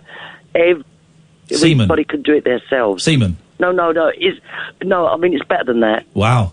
Ian. Okay. It's better than that. Because that's supposed to be I'm gonna good for your tell you skin, the isn't it? secret. Sorry? Semen is supposed to be good for your skin. Yes, but there's also there's something better than that, okay? Yeah. And everybody has it in their hands, Yeah. right? And what it's Semen. called, you're not going to believe this here, but what it's called is smacking your We thumb. have to go to line 2. Line 2, you're on the wireless. Oh, the show's rubbish tonight. Okay, thank you very much. Is that Sam again? There we go, it's Sam again. Look at that, isn't that funny? Let's go to line 3. Line 3, you're on the wireless. Yeah, hello. Hello, line 3. Yeah, hello. Hello, line 3. Yeah, hello, can you hear me? Goodbye, line 3. Let's go to line 4. Line 4, you're on the wireless. Good evening, Ian. How are you? I'm very, very well. How are you? I don't care how you are. What have you got for us? I've got a list of very dangerous food and drink, starting with artichoke, a glass of punch, digestive biscuit, Yes. a shot of whiskey, Gosh. turmeric. Turmeric is big. Eight Turmeric is in the times papers today. It's big. It cures everything. Now, if it's a tumour, Rick, You're absolutely correct. Let's go And to the line final- 5. Line 5, you're on the wireless.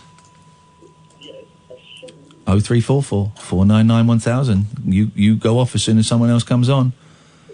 Hello, line 5. Hello. Hello, you're on the air. God, he's listening to the delay. He doesn't think he's on the air. Talking to the radio. You're on the air. You're not on the air. You just hung up. What was that about? The switchboard goes empty. We wait. 0344 499 1000 is the telephone number. Will we get... Those calls were good, but will we get any more? You can call back in again. If you didn't get to tell all of your story, you're very welcome to call in again. I'm dying to know what's better than semen. Yes, exactly. I don't think anything's better than semen. It can't be. It can't be, can it? Let's go to line 1. Line 1, you're on the wireless. Hello. Hello. Hi, Ian. Well, what I was about to say, I actually put it in a nutshell now. Yeah. People think I'm smacking men and also whipping them, but what they don't realise, I'm not smacking anybody, only myself, and it is my face. You smack your Right. face. That's how you look young. Yeah. Yes. And honestly, I you're not going to prefer believe semen. it. Well, I would as well, right? Can you not smack it with semen? Should probably stop saying semen now. No, I'm actually doing it with my hands and my fingers, right? It's What like- are you doing with your hands and your It fingers? is. Line 2, you're on the wireless. I didn't get my final of my list of... All right, well, that's just the way it works. But 0344 499 1000. Someone else calls up and you get cut off. Vimto. Oh, sorry? Hello?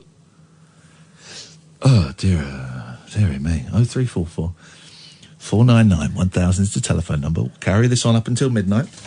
We may not get any more calls. Jake is saying he can put us in touch with Kay's Good Cooking. Do it, Jake. Yes. Get her on the show. Yeah, we've sent her a Facebook message, Yes, but you know people don't please, live Jake. on there. Thank you, mate. That would be awesome.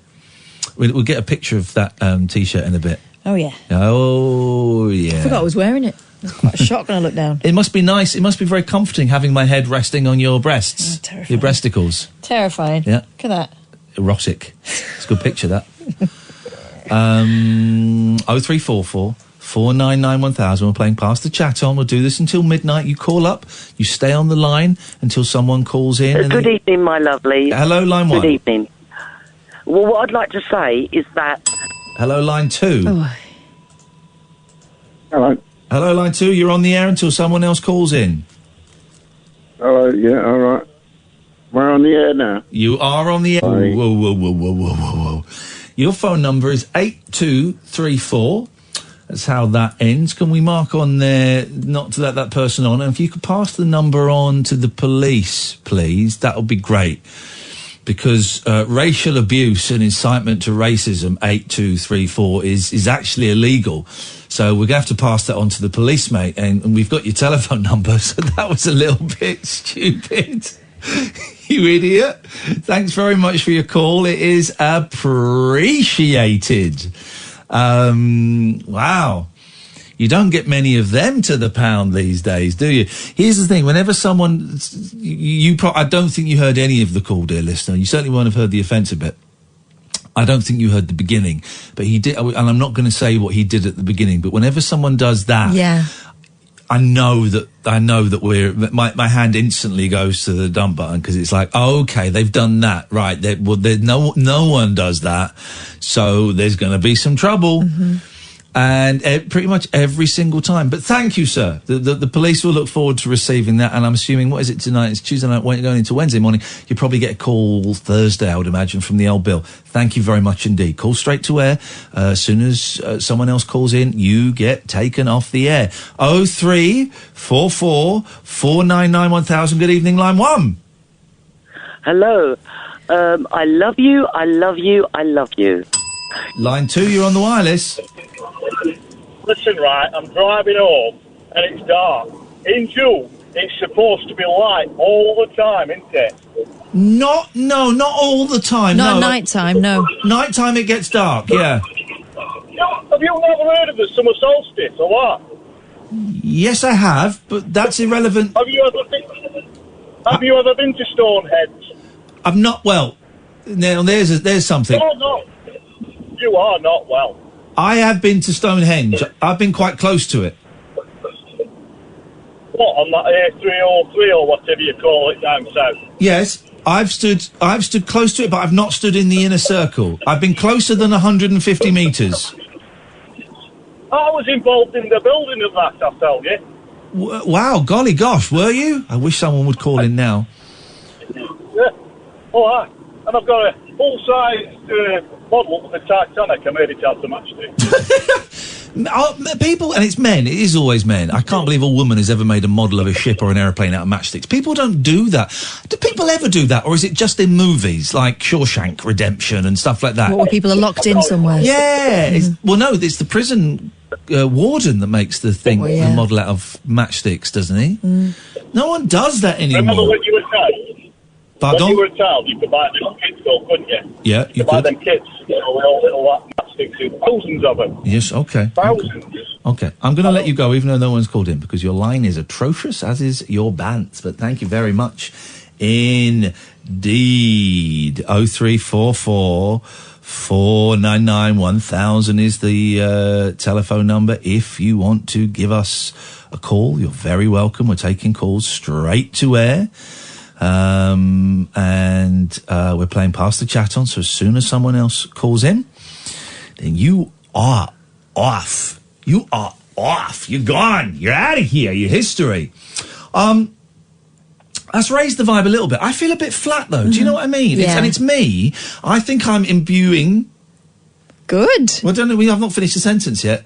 I think I'm imbuing you with a flatness. I think it's coming from me.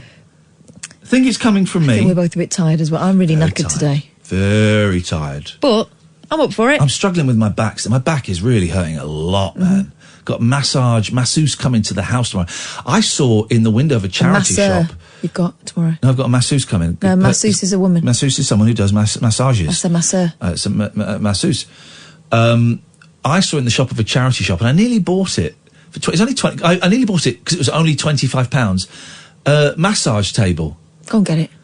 I don't want it. What am I going to do with it? I live on my own. I'm going to massage myself. Ridiculous. I'm not going to get it. You never know. Your shit might come in. It's just really... No, it's.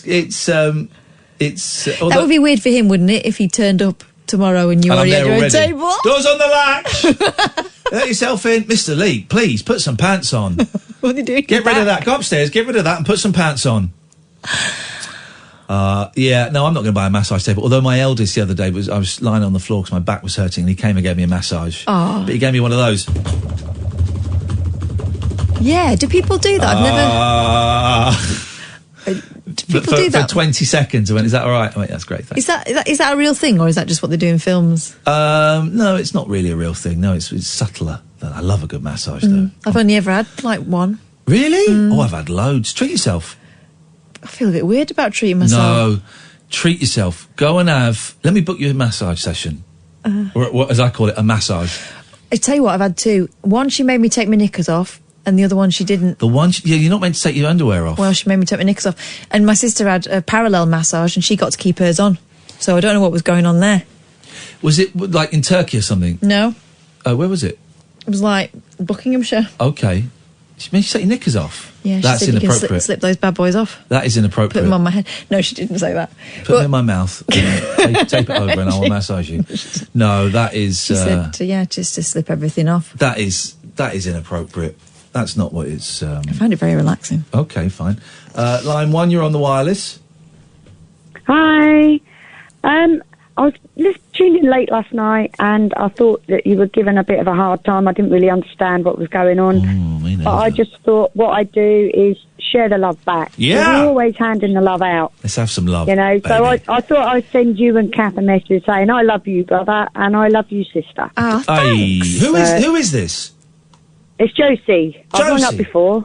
Josie, Yeah, you played a trick on me, didn't you? Pretended you couldn't hear me. Huh? Did what? Yeah. You were pretending you couldn't hear me. Has she gone? I did what? I've got a different phone now. I'm So you joking. can't do I'm that joking. one. And your kids had all done the same joke, hadn't they? All on the same day. Isn't that yeah. funny? But they Yeah. paid for it because my phone actually broke. Oh. That phone I was ringing on broke. So I made them buy me another one. Yes, mate. Well done, Josie. That'll earn them.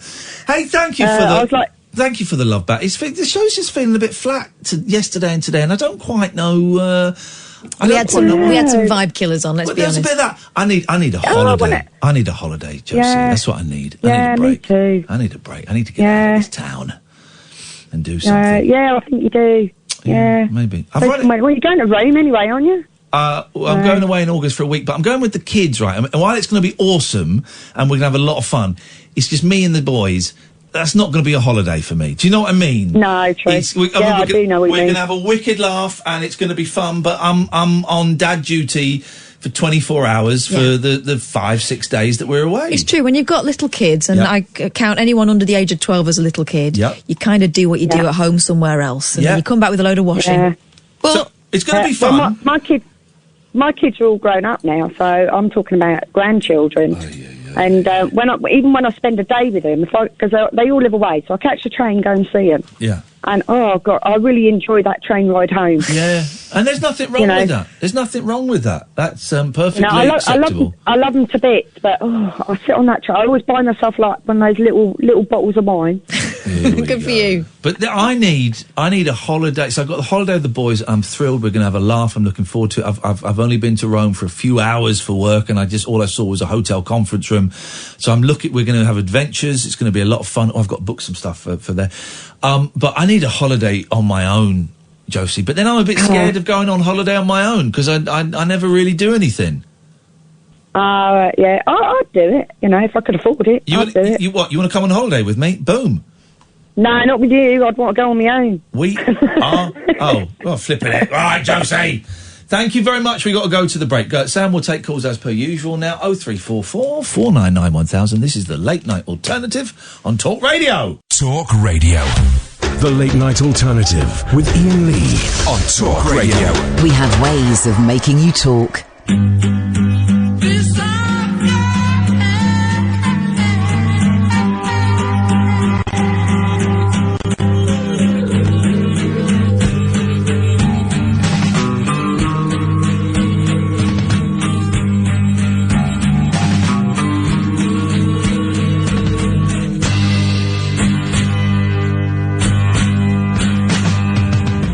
Too many people going underground.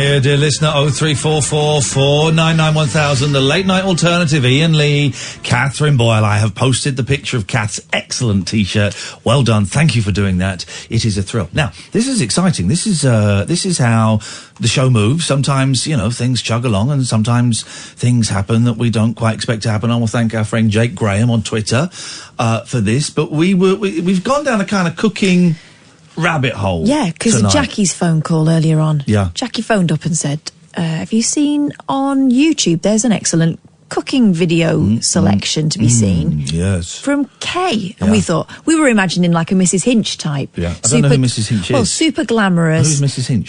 She's the cleaning woman, right? In This what? is the new... On YouTube, she's a YouTube sensation. Oh, I've not seen her. And she does these kind of like cleaning videos. She lives in this pristine house, perfect family, you know, absolutely not a hair out of place, the sort of house that you wouldn't dare move a cushion in, right? So I was imagining that. Right, okay. Then we had a look at Kay's video. Yeah, and it's the complete opposite of that, but it's brilliant. It's real. It's brimming with personality. There's some great recipes in there. You can tell someone lives in that kitchen. You can tell someone lives in that kitchen. And I'm thrilled to say, Kay, are you on the line? Yes, I am. Yay! Kay! Now, I'm really sorry. We hadn't heard of you until our friend Jackie phoned us up and told us. But you've been doing this for years, haven't you? Yes, I have. Yes, I have. How long you been doing your videos for? I've been doing it for about, I'd say about 3.5 years, probably, something like that. Flipping it. And then loads of people were saying, you're way behind the curve. Kay's been on loads of programmes. What TV programmes have you done? I've been on Harry Hill's Alien Fun Cap Show. Wow, that's great. I've been on Rude Tube. Have you? Wow, there you go. Okay. And I've also been on Radio Sheffield. Oh, mate. Well, Kay, tonight you were on national radio with Iain Lee and Katherine Boyle. Thank you so much for calling in. I hope we didn't... we've not... I know that Jake, who listens to the show, worked with you on Harry Hill, and I think he got in touch with you. We've not woken you up, have we, Kay? No, love, no. What are you normally doing at this time of night? Cooking? No, I've already done my cooking. Okay. No, I'm just relaxing, watching TV. What you watch? What's on the telly? Well, I'm watching reruns of the two Ronnies. I love you, Kay. Whereabouts are you? In Sheffield. Oh, right, Radio Sheffield. You're in Sheffield. So, what made you do these cookery demonstrations? What was the first one, and what gave you the idea to do it? Well, it was my son's idea. Yeah. He badgered me for 2 years. Going, Mum, do some cooking videos. I'm going, oh, shut up. And then in the end he went, Mother, just do one. I went, right, I'll do some cheap buns. And that's what I did. But why did he want? Because he's the one that films it all, is he? Yeah. Is that Lee? Because we sometimes see him taste testing. Yeah, he's on YouTube as well. Because we've only watched a couple. We've played them out on the air. We watched Chicken and Chips. Yeah. Where Lee comes out at the end. He goes, "Yeah, it's all right. It's fine. Tastes nice. Taste is nice. The taste is nice." He doesn't seem that bothered by it, Kay. No, well, he's had me cooking for a couple of years since his dad passed away. I've had to cook for him. I'm sorry for your loss. Sorry. I think it was about 8 years ago. Okay. It's a long time ago. I've got to say though, with the chicken and the chips, right? You did the chicken, the chips finished, and then you turned the chicken over for another half an hour. Those chips must have been freezing. I put them in the microwave. Think on. Of course you did. You could see the steam coming off him when Lee was chowing down at the end. You know stuff. And the other one we watched was the full English breakfast. Oh, yeah. Flipping heck, Kay. I mean, any woman that can do a fried slice like that, I'm marrying, because no one does a fried slice anymore, Kay. No. And is that lard you're using? Yeah. You are a dirty, dirty woman, and I love you.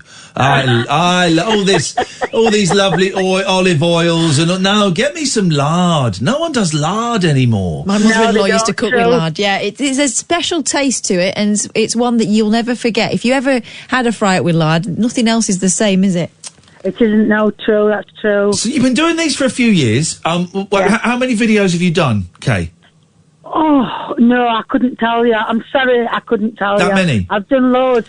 But can I just tell you, the channel that you are watching has been hacked. Oh, now that was the YouTube channel. There's a Facebook page, isn't there, that someone's pointed us to? Yeah, there's a Facebook page. There's somebody made one for me. Yeah. But he conned me out of a lot of money. Oh, no! Yeah, and so I made my own up.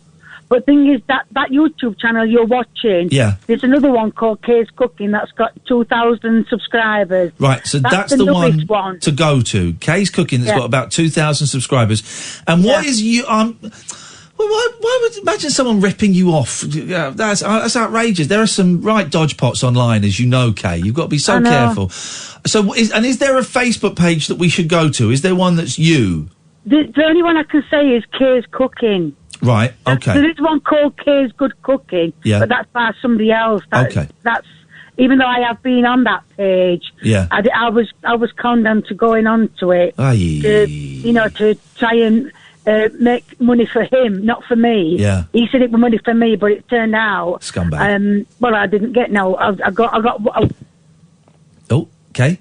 Kay's been silenced. Kay, we've lost you. Uh-oh. Kay? Can you hear me? Yeah, what happened? I don't know. Someone's trying to silence you. They don't... This is Jamie Oliver and the Gordon Ramsays don't want you out there, Kay. I'm not bothered about them as long as James Martin wants me. You know, I've been to James Martin's house and I was on his show once. Have you? Oh, yes, Kay. And if you play your cards right, if you do me enough fried slices, I might introduce you to Mr. Martin. Oh, God, yeah. Oh, look at that. Oh, I heard you get unnecessary then. He's come over all funny. You muck him up. Oh. But you get some of these, and we looked at the hacked channel, and we'll plug the proper one again in a minute, so get your pens and papers, dear listener. But some of those videos have had like 70, 80,000 views. Have they? Yeah, you've had loads of views. Oh, yeah. What I'm saying is, Kay, you're quite popular. People like you. I have been told that, but I don't class myself as popular. You're a star, mate. You're famous. There's no getting away from it. How often do you do the videos, and what is the next one going to be? Well, I've just done what do you call it? Potato soup. What? Potato soup. Potato soup. Yeah, I've just done that one. Okay. But at the moment, my son's editing one called Piss Take Crumpets. Piss Take Crumpets? What? Piss Take Crumpets? Yeah. What is that? That's good. That should be going up today. Hang on, what's a piss... I don't know if we can say Piss Take Crumpets, but we have. What's a Piss Take Crumpet? You know them things you buy in shop, like them pie plates and that, you know? Yeah. A crumpet. She's speaking a foreign language. Crumpet. Catherine, you understand her, don't you? You're from around that way. Yeah. A crumpet. They call them pie clits as well. But what's piss take about it? Well, it's not. I'm not making them. I'm just putting them on the grill and doing it. What it is it's a mess. What I call a mess about channel, a mess about day. Yeah. And I just put them under the grill. Grill them on one side, turn them over, grill them on the other side, put margarine on it, and it's just messing about. Beautiful. Some people don't know how to make a crumpet, though, so, you think it's messing about. For some, it's a learning day. I've got to say, though, your chicken and chips, right, the chicken was great, you showed us how to do it, and the chips, you just went, right, I've cooked the chips, they're done now. You didn't show us how to cook the chips! Yeah, but I mean, you just put them in a chip pan and... Yeah, but I don't know that! A chip pan! Oh, God. A chip pan? Who uses a chip pan? I had a chip pan until last year. It's oven chips, Nothing isn't it? like it. Oh, oven chips are rubbish compared to chip pan chips. Oven chips are rubbish. Oh, yeah. Oven chips, they're all dry, aren't they? Yeah, they don't work. It's not nice at all. How much, without prying too much, Kay, how much money did you get ripped out of by this dodge pot? Oh, God, probably a couple of thousand. Flipping it, Kay. Oh, mate. Oh, no, I didn't pay him. Oh, there's money that people thought were paying to you, but he was taking it. Well, what it were is that channel he started. He says he could make thousands for me. So I thought, oh, great, thousands, a couple of thousand, keep me going, for a couple of years. Yeah. They've got a lot of repairs to do. Yeah. And anyway, he kept putting my videos up and going, have you got any new videos? Well, thing is, I suffer with asthma and I was having a bad attack, a couple of bad attacks. Yeah. Just from last year up to Christmas, I was really, really ill. And I said, I can't put any up yet. I said, I can't breathe to put any up. And he went, well, if you don't start putting things up, we're not going to be able to make you money. And then he started pinching videos off my old channel. He were making money. He monetised it, which gets you adverts on, which gets you money. And he were getting loads of money. And, well, then all of a sudden he just stopped. Oh, okay. Well, you know, it's... A lot of people find out in different ways that there are scumbags on the internet. I'm really sorry, and I hope that you manage to turn this new channel around and start getting a few quid out of it. So what is the YouTube channel that I need to send my listeners to, Kay?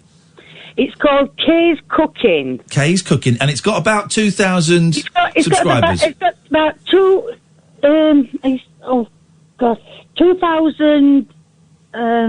it's something like 2,600. Okay, well, I've subscribed to it, and I know a few of my listeners are right now. I've been told it's a picture of Hong Kong in background. What? Oh, I've got look on the long strip at the top. Well, I got like, a picture of Hong Kong in the background. Are you from Hong Kong? Are you Chinese? What's this?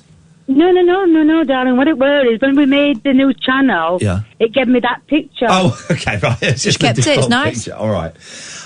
Kate, listen. If next time you put a video up, or any time you want to give anything a plug, me and Kath are on Monday to Friday, 10 o'clock at night until 1 in the morning.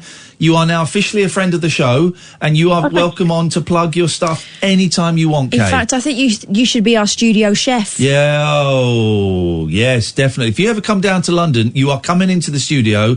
You're going to do a cookery demonstration live on air, and basically, I just want some food. I want that fried slice. That fried slice. Kate, I will make you a fried slice, and then I will put an egg on top of it. Oh, yeah, dirty man, that's lovely. She is speaking. I need to take this call in private, please.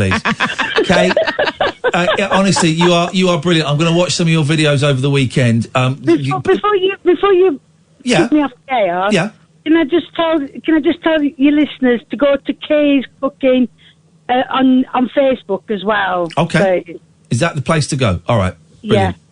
Kate, so nice to talk to you, my dear. Thanks for calling in, and keep in touch, won't you? I will. I promise I will, love. Yes, I will. In fact, I sent you a message on your Facebook account, so now you'll have my details. You can always ping me a message on there if you fancy. Oh, cheers, darling. If it's the right one, I will, obviously. I'll get in touch. If it's the right one, I'll get in touch with you straight away. I'll just probably say hi, something like that. You're a good woman, Kate. It's nice to talk to you, and your boy's a good boy, and I look forward to seeing Piss Take Crumpet. Are we on about the same boy? Take care, Kate. We'll speak again soon. You too. Take care. Thank you. What a nice lady. Love it. I want her back on. Every time she does a video, I want her to come on and give it a plug. What a nice woman. Thank you, Kate. She's Lovely. the only person I want to know what she's had for a tea. Yeah, exactly. Oh, I'm going to enjoy those. Thank you, Jackie, as well, for letting us know, and thank you, Jake, for putting us in touch. Really appreciate it. 0344 499 1000 is the telephone number. This is Talk Radio. The Late Night Alternative with Iain Lee on Talk Radio. We'll get you talking. 0344 499 1000 is the telephone number. Let's go to Michael. Good evening, Michael. Hello, Ian. How are you? I'm very well, Michael. What can we do for you on this wonderful Wednesday morning, Tuesday evening? I thought I'd offer up a game if you'd like to play. I'm in. Let's do it. All right. The game is things that if you told a child today or like a teenager today would sound completely weird to them, and it was completely normal to us. Okay. When we were kids. For example, rewind the cassette. Exactly. Yeah. Or a mixtape. Making a mixtape. Making a mixtape. That was a pastime I used to love to do. Well, I still say I'm taping something off the telly. I still say I'm taping something off the telly. Yeah, I'll video it. I'll video it. Go on, what else you got? Okay, when you would be on the internet in your house. Yeah. And someone else would try and make a phone call, yes, and they'd get all the beeps and whistles. Yeah, okay. Because you were on the internet. Mum, I'm on the internet! Yeah, the internet at my mum's house. All right, on the phone tip, having one phone in the whole house, in the hallway, and everyone could hear your conversations. Yeah. Well, guys, I don't know how old you are, Michael. I will not hazard a guess on you. I have an idea. How old are you? Well, go on, guess. No, I'm not going to say it because I only do it when I'm confident. I will be honest and tell you if I was close. I really don't. I'm not going to take offence anyway. No. But it's just my part. It's just my party trick. I'm very good at guessing people's ages, and I can't. Yeah, but you've got to guess it. Although if I tell you and you say yes, that's what I won't say yes. I've written a number down. I've written a number down, which I will not reveal because radio. That doesn't work. All right. I reckon 43. Okay. I'm not doing it. I only do it when I'm confident. Go on, tell us, Michael. I'm 38. Ooh, okay, I was way off. I was way off. You sound a lot younger than that. That's why I wasn't confident. I only do it, Michael. I don't know if you've only just started listening, but one of my great spooky skills is I can guess most people's ages. I can work out most people's ages within 2 years either way. But I only do it when I'm confident. If I'm not confident, I ain't doing it. I'm not sullying my name. But I'm old enough. I'm older than both of you by quite some way. I'm old enough to remember party lines. Party lines? Is that like give us a clue? No, you would the phone would you would use the line, but then someone else would be on the line. No mates. Sorry. Oh wait, no mates. No, not oh wait, no mates. No, you pick up the phone. It's like a cross line. Yeah. But there would be other people on the line because there weren't enough lines, so people would be sharing the lines. Sometimes you could pick up the phone and you could just hear another couple having a conversation. The line was occupied. Yeah. Yeah. That's another one, though. Oh, wait, no, mates. Do you remember all the adverts you'd have at late night? 0891 21 chat back. 0891 50 50 50. And there was that one that went, don't be bored, call friends. And they all looked like having a great time. Here we go. Yeah. Come on, call chat back. That's the one. It's 50 50. 50. Don't call these numbers. Call friends. What's the number now? 0891 27 27 27. Ooh. Don't call these numbers. Oh, still bored? Then try this for size. 0891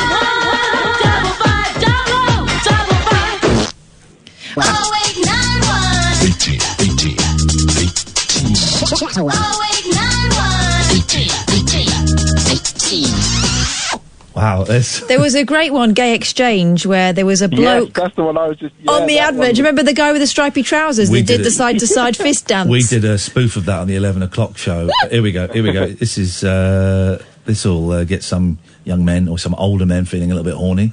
Get in touch with gay lads in your area now. Hundreds of genuine callers are chatting online and waiting for your call on the Gay Exchange. There we go. Just grab your phone and call 08712 336699. There we go. This And it cost you £3 a second. Oh no, this is it. This is. Thousands of guys call Gay Exchange every day. Dial 0891 34 34 34 and make contact with the right man right here. Look at this. This is it. Thousands of guys call Gay Exchange every day. Dial 0891 34 34 34 and make contact with the right man right here, right now.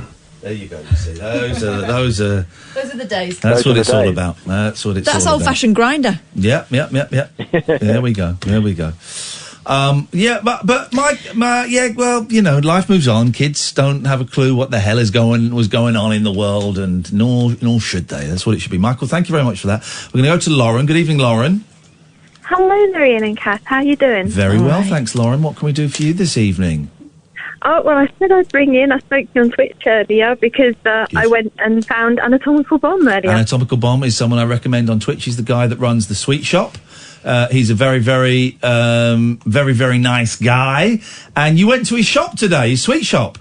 I did. I got you some cola cubes, and I realised I didn't ask Kath what she wanted. Oh, she's got me some cola cubes. I quite like cola cubes, although they do sort of scrape the top of your mouth, don't they? Why don't you? Well, next time, why don't you get some milk bottles? I don't like them. Well, I'll have them as well. Oh, I like cola bottles. That's what I like. I'll get you some, Kath, because I'll be kidnapping. He's coming to the show on Sunday. Lovely. He's coming to the show on Sunday, which is going to be great fun. Was he a nice guy or was he a pervert? No, he was lovely, actually. Practice at the moment, but he was really nice. And he is a nice guy. I've been talking to him in DMs. He's a nice guy. He's got his head screwed on. I've been visiting the shop for ages and I didn't realise who he was. Yeah, you can watch Anatomical Bomb on Twitch. You can go and watch him when he does streams from his sweet shop. And In between serving customers. In between serving customers, yeah. It's a great vibe. I love it. I go in there and lurk a little bit. And I love it, absolutely love it. It's good fun. Well, thank you, Lauren, and we look forward to seeing you on Sunday. Brilliant. I'll bring you some sweeties. Nice one. Thank you very much. Cheers, Lauren. Let's go to Val. Good evening, Val. Good evening, Ian. Good evening, Val. Hello. Do you remember me? Have you got your radio on, Val? Yeah. Can you turn it off? Is that possible? I will do. Go on. You all right? Yeah. That's it yourself now. There you go. Remind me, Val. I don't remember you, but I don't remember what I did yesterday. So remind me. I phoned him and said I'd been for a membership card. Oh yeah. Did you get the membership card? Yes. Hey, thank goodness for that. I thought we'd have to dig out the old laminator, and it was all gonna kick off again. We've got a handful of membership cards left, but they're my pension. I'm going to be selling those on eBay in 50 years' time. What can we do for you tonight, Val? Just to say that you really made my day. Oh, mate, thank you very much indeed. Even with a substandard show like tonight's. Well, why not? Thank you very much. How's everything going? Is everything all right? Not really. What's happening? Because I've had major heart surgery in 2005. Oy, Val. That's and has everything? Is it not been great since then? No, not really. Oy. I'm really sorry to hear that, Val. Is there anything that we can do for you right now to make your life a little bit better? Could you send me a signed photo? Now, we haven't got any photos, but I tell you what we can do is Katherine, for my birthday, bought me a Polaroid camera. Yeah. Would you mind if it was done on a Polaroid camera? No. Fine. In that case, I'm going to pass you back to Sam. Yeah. You can trust Sam, so if you give him your name and address... Okay. Full name and address, and I will get that in the post to you in the next couple of days. How about that? Okay, thanks to you. Is that all right, Val? Yes, thank you. Stay on the line. He's just gone out to get a pen. He'll be with you in a second, all right? Okay. Love the show. Thank you, Val. Cheers. There we go. And if you could tell us, Sam, that's £50 plus postage. Jokes, guys. It's jokes. £25 for the name. There we go, you see. Let's go to James. Good evening, James.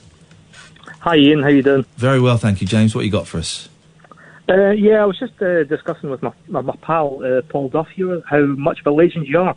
And I'm a big fan of your show. Hello? Yeah?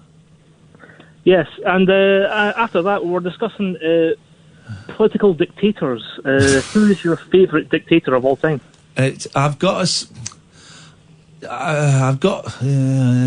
Only because I grew up with him. Mine's Colonel Gaddafi. Yeah, well, this is what I was going to say. Only because I grew up with him in the same way that Roger Moore is my James Bond, Pope John Paul II is my Pope, Jimmy Carter is my President, Colonel Gaddafi is my dictator. I mean, he's brutal, but those shell suits, not to be sniffed at. Exactly. James, I hope that answers your question. Thank you very much indeed. 0344 499 1000. This is Talk Radio. The late night lip service for lovers, loners, and lounge lizards. Well, where exactly is your accent from? The late night alternative with Iain Lee. I've forgotten your name already, excuse me. On Talk Radio. Those last two videos we put up doing very well. So me getting a T-shirt for you is now just under 12,000 views, and me talking about my tash is at 23,500 views. This is incredible. They don't seem to be putting us on Facebook anymore. I wonder if that's because... Let me just go and have a little check on the old Talk Radio cesspit. I'm going in, guys. I'm going in. If I'm not back out in 3 minutes, then call the police. Because it's a very dark, it's a very white place there, actually. But it's a thoroughly unpleasant place. Let's have look. But they don't seem to be putting our videos on the Facebook page, despite the fact the one that they did put on there was getting more views than than everyone else's. I wonder what that's about. Do you want me to make some inquiries? Yes, please. Okay. Yes, please. Let's get some inquiries. Let's get some inquiries going. All right. 0344 499 1000 is the telephone number. If you want to give us a call, you'd be very welcome. What you got, Boyley? Okay. Oh, by the way, sorry, I did have a story and I can't find it. And I don't know where it is. It's somewhere foreign. I'm going to say Argentina. Yeah. There's this gang that go around at night. Mm-hmm. Graffitiing Yeah. all over the town of Argentina. But you know what graffiti they do? Comical penis? No. They correct all the grammatical errors that other people have done in their graffiti. Beautiful. I think it's Argentina. I had the story up on my computer for a couple of days and I can't find it now. So they go around at night and they put apostrophes in, they correct spelling mistakes, they do full stops and commas. It's brilliant. Brilliant. I thought you would... Love it. Thought you'd love that. Oh my God, yes. It's good, yes, isn't it? yes, Well yes. That done totally there. does it for me. If I was ever going to be a graffiti artist, I would be that person. Yeah, good for them. Good for them. Go on, right, sorry, what have you got? Well, YouPorn, the adult entertainment website, is hoping to give one... Hang on a minute, what's this? What's it called? YouPorn. So that would be www. All lowercase. Yep. HTTPS. Yep. Colon. Yep. Backslash. Forward slash. Yeah. www. Yeah. YouPorn. YouPorn. All one word. Capital Y, capital P. That doesn't make a difference. I mean, yeah, but that's the branding. Okay. .com. Yes. .com. Sorry, .com. Yes. I'm so sorry. Freudian Yes. slip. I'm Yes. sorry. Yes. Hey.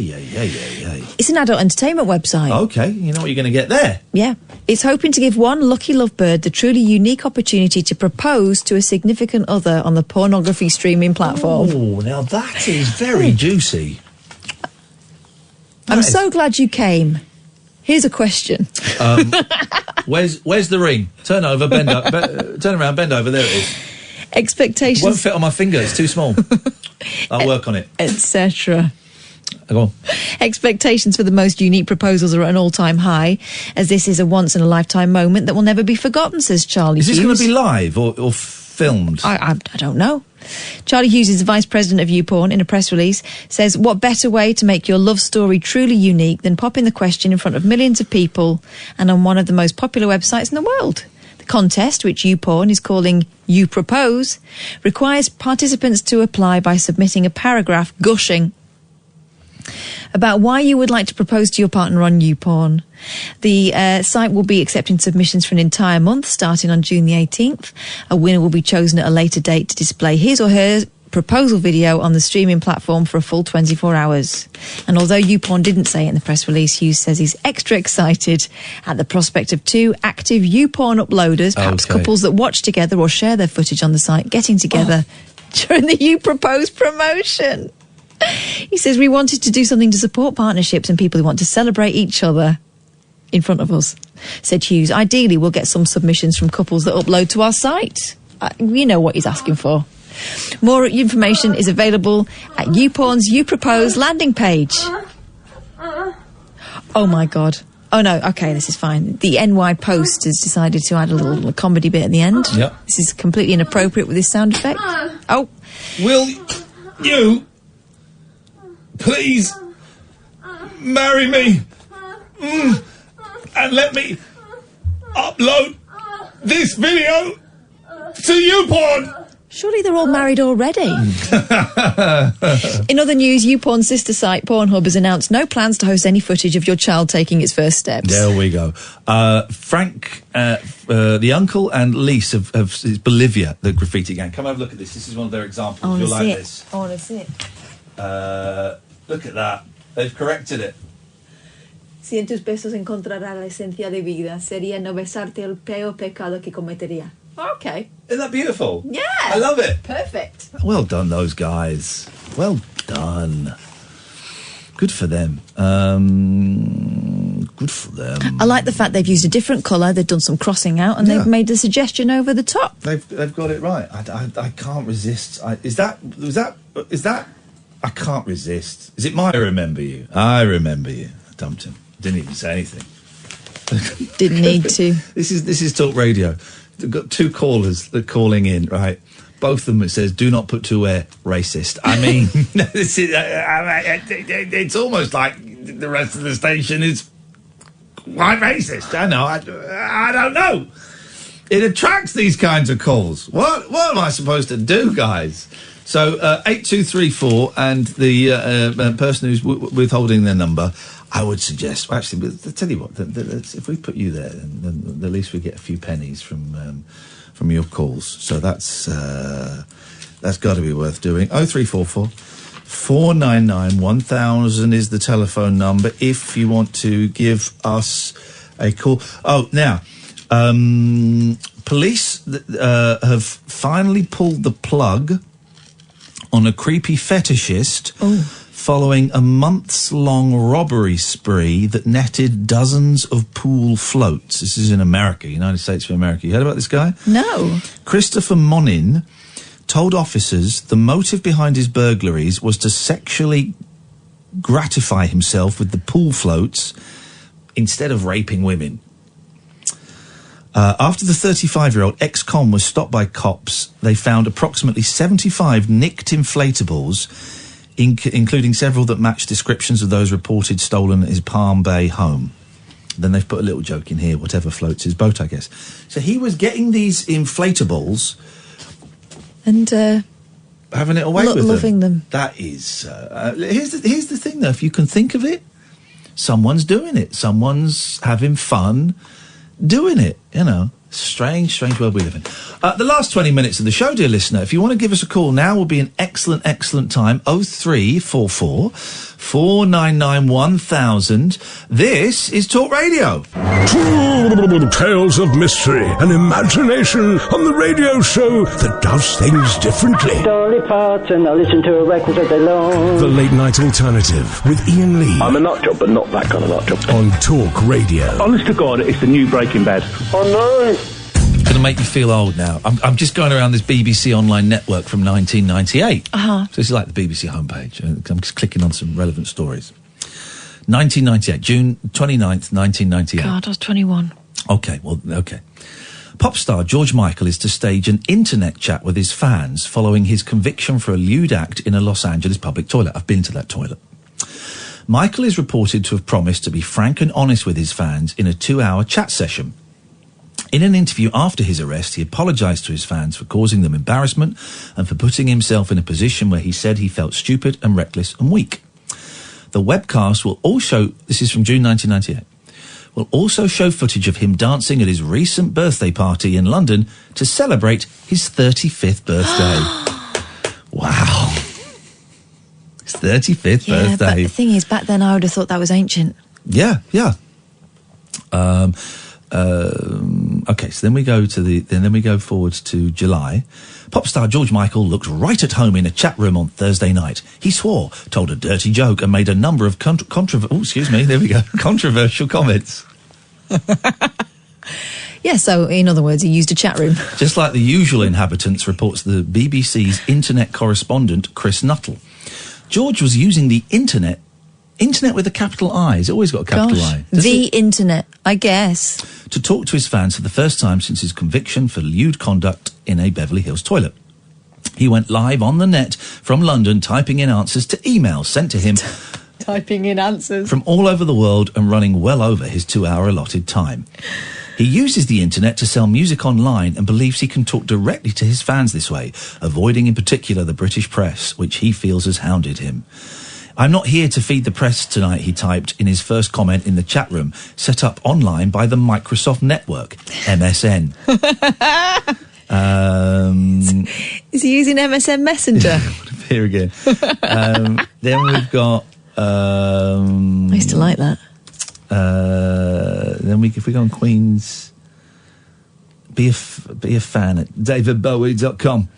The rock star David Bowie has undergone another of his famous changes, this time into an internet service provider. From September the 1st, he became the first personality to offer himself as an ISP, giving the fans the chance to sign up and register email addresses, such as ziggy.stardust@davidbowie.com. Wow. Bowienet provides internet access with a local call in more than 2,000 North American cities, with 47 countries to be added by the end of the year. Shit. Users pay $19.95 a month or $5.95 if they already have an ISP and just want to access the site. What? So they were paying $20 a month for their internet, for their emails? Yes. Apart from the usual 5 megabytes of space, and 5 megabytes and an email address, Bowienet promises access to previously unreleased material, video footage and videos of photos of the artist.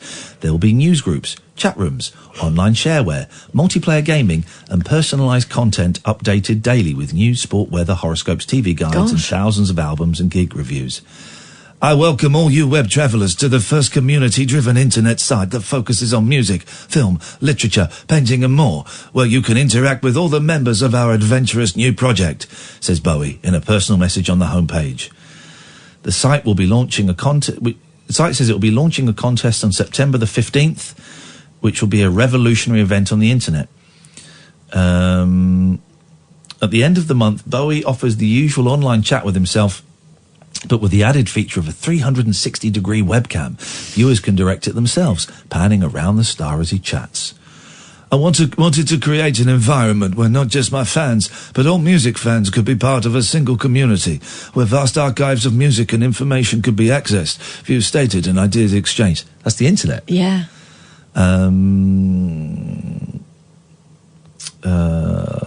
Okay, there we go.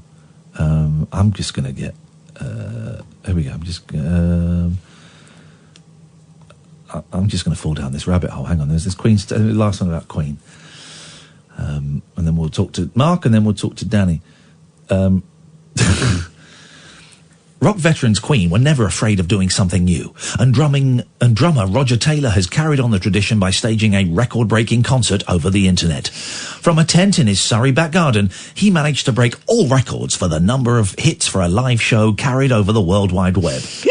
Up to 500 people logged on each second to watch Taylor perform a mixture of old and new songs from his Queen days to solo material from his current album Electric Fire. Does that mean 500 people were watching? Per minute. Queen, fronted by the flamboyant Freddie Mercury, he's dead at that point, yeah, still hold the record for the biggest selling non-charity single in Britain for their 1975 epic Bohemian Rhapsody. Taylor's tent was connected up to ISDN lines which sent the performance across the web via servers in Los Angeles. He said, "It's just nice, it's very nice to perform where I live." He's got a croaky voice, That is quite a good Roger Taylor. It's very nice to perform where I live, and a whole new concept to do a world tour that's over in 1 3/4 hours. Producer Tim Massey said, "We'd like to think we've achieved what Queen did when they played stadiums in South America in the early 1980s, reaching hundreds of thousands of people."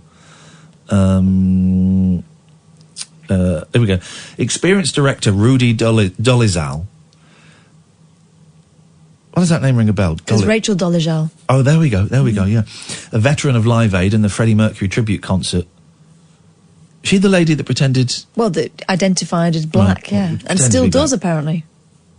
I wonder if they're related. Found working with the internet a lot harder than working with more conventional video.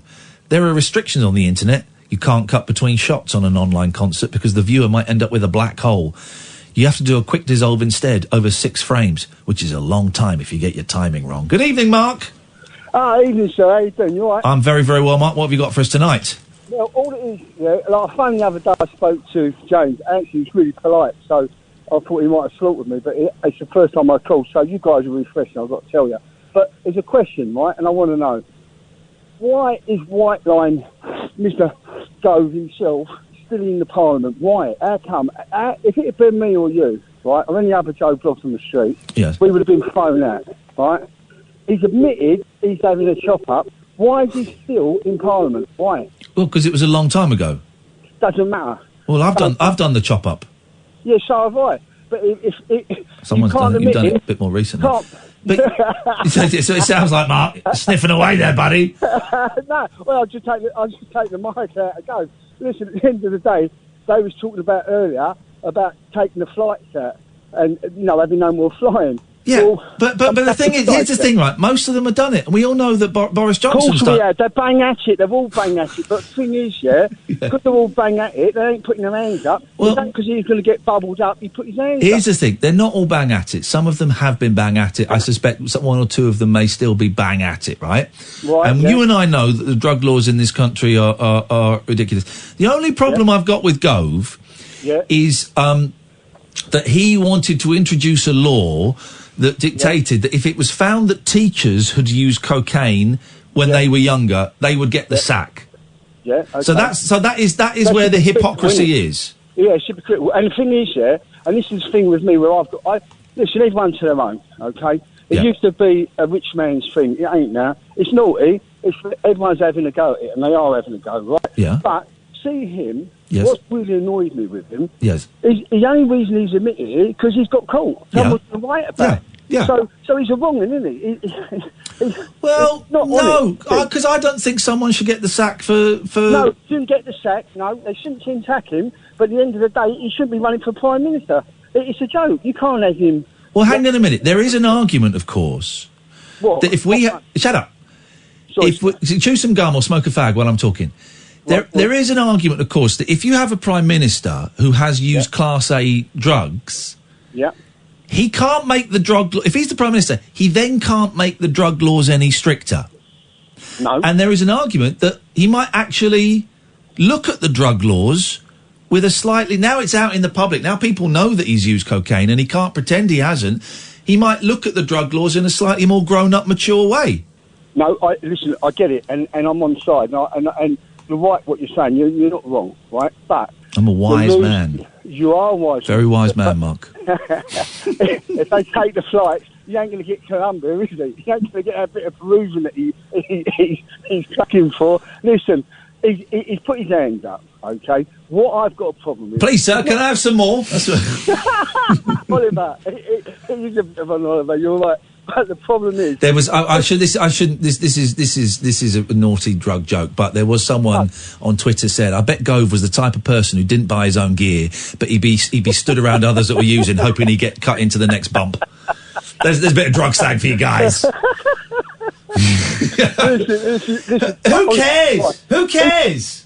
Listen, you know what? It's fake news. Who gives a monkeys, right? I've got an issue, and where I've got an issue, okay? Yes. Rightly or wrongly, I've never voted, because I don't trust none of them. Yeah. Right? So I can't really say anything, yeah? Yes, you can. Where I've got a problem with it, okay, they all lie, all of them. But that's what they do. So we all should, like, wake up and smell the coffee. We know what they're doing, they ain't telling the truth, right? Yeah. But, okay, he still wouldn't have said anything unless someone was going to write in the book about him. Yeah. So it's just showing that all the young kids, he's not honest. So how can you trust him? That's a good. He raises a good point. But none of them would have confessed unless someone had asked them. And after it come out with him, they all got asked by different reporters, and they all came forward. And drugs looked a hell of a lot less cool than they did before. I genuinely wonder, Mark, if this is somehow going to be a watershed moment on our attitude to drugs. I don't think in any of these are necessarily going to change the drug laws, but this could be the seed that in maybe 10, 15, 20 years we'll look back at this point and go and see it as a pivotal moment. I'll tell you what's a pivotal moment about this, Yeah? I'm into stocks and shares. I don't know, I just don't sound like I do, but I am, right? Yeah, I thought you were more into apples and pears. Let me tell, I'll give you a heads up, right? Watch out, there's a company in Canada, and I don't mind saying it on the radio, and anyone that's got half a brain to listen, there's a company in Canada at the moment that's legalised it, right? Yeah. When it's coming. You're right. You're 1,000% right. Yeah. It's going to get legalised, right? Yeah. Get on the shares. If you've got a stick it on I don't want to get on cocaine shares. Cocaine is a very, very dark drug. No, let's talk about cannabis. I'm talking about cannabis. Cannabis is it's legal all over America. It's legal everywhere. Yeah, but hang on. They're coming. The share companies are coming. Once all the gathers and the other lot up in the House of Parliament think they can get a few. Yeah. All right. Mark, listen, come in, Paul. Mark, listen, it's nice to talk to you. Call us earlier in the show next time. Yeah, God bless you. Take care. You take care, fella. I'm going to quickly, you get set up, Paul. We're going to speak to our friend Danny. Good evening, Danny. Hello, you two. I'll get straight to the point. Thank you. Talking about kids not understanding technology, my daughter is currently 21. When she was about 12, we bought new wireless house phones. Oh, yeah. She took it apart and asked where the SIM card went. Oh, no. And one final thing, because Paul's more important than I'll ever be. In that picture you tweeted of Kath wearing a new T-shirt. Yeah. I'm afraid to say it looks like she's got hairy cleavage with your hair. I have got hairy cleavage. And? Oh, it does. Look, it does. Told you, it does. I have. does. I've got a lovely hairy chest. I don't know. When I did the same thing last week, it was my idea. And I had a T-shirt with 52 casts on it. I don't know why you were offended by that. I find that very erotic. It was quite a shock to the system to see it out of the blue. Okay. It's when he buys a pair that are underpants, that's when you got to worry. Well, you can obtain those. You don't know but what I didn't I'm want to wearing. do that reveal. Danny, nice to talk to you. Thank you for respecting the Ross. He respected the Ross.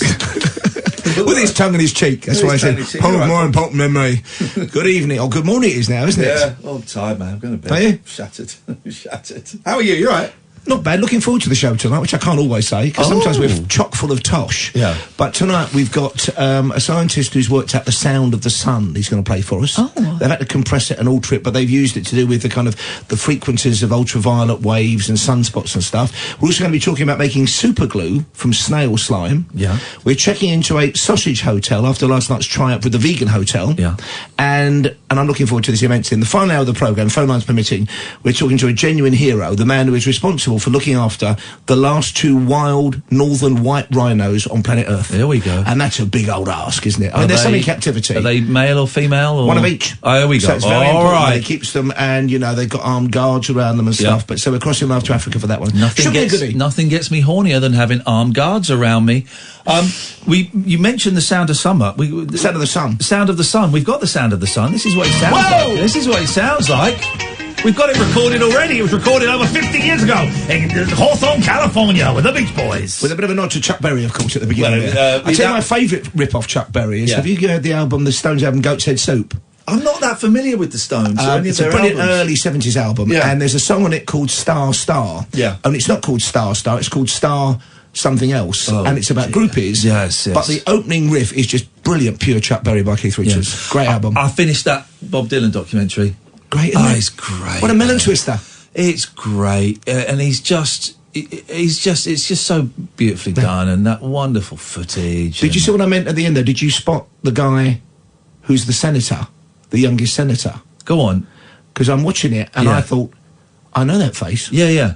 And he's an actor from a Woody Allen film. Oh, really? And then if you look back, and it's online now, other things fall into place. Oh, see, because I've missed the twist. The twist is spoiler alert, guys. You're not going to watch it, are you? I might. Could you leave? Yeah. Oh, please don't go. I don't want to be in a room with him. Well, you can come with it. I can't. Whatever noise you hear, do not let me out of this room. Does anyone know you're here? So, because they're listening to Kiss outside. Okay. Sam's always got Kiss on. So the twist is it's all fake. An awful lot of it is. Yeah, the filmmaker's not real. Sharon Stone never met him all those years ago. Oh, really? Yeah. Well, how does that get? They don't. I mean, the thing is, the twist for me, the thing I've worked out, and then I look back, and then you get help online with it. Right. But again, that is, as you know, the rabbit hole. But I know the Sharon Stone thing was a complete concoction, which is brilliant, folks. So you've got to watch it. But it doesn't hurt it if you know that. No. But the guy at the end, in some of the early Woody Allen films from the 70s. Right. And I thought, so he's playing. He says, I was the youngest senator at the time. No, you weren't, mate. You're an actor. We got 15 seconds, but I thought there were bits when Dylan was looking down and talking about he thought his room was bugged by McGuinn. I thought, you're lying. Yeah. And you are making up because you're not a great actor. And the fact that the filmmaker is a completely concocted personality. I've got to watch it again. I mean, it repays half a dozen viewings. Incredible. Right, on that bombshell, dear listener, we'll be back tonight at 10. Stay tuned. Paul Ross on Talk Radio. Talk Radio.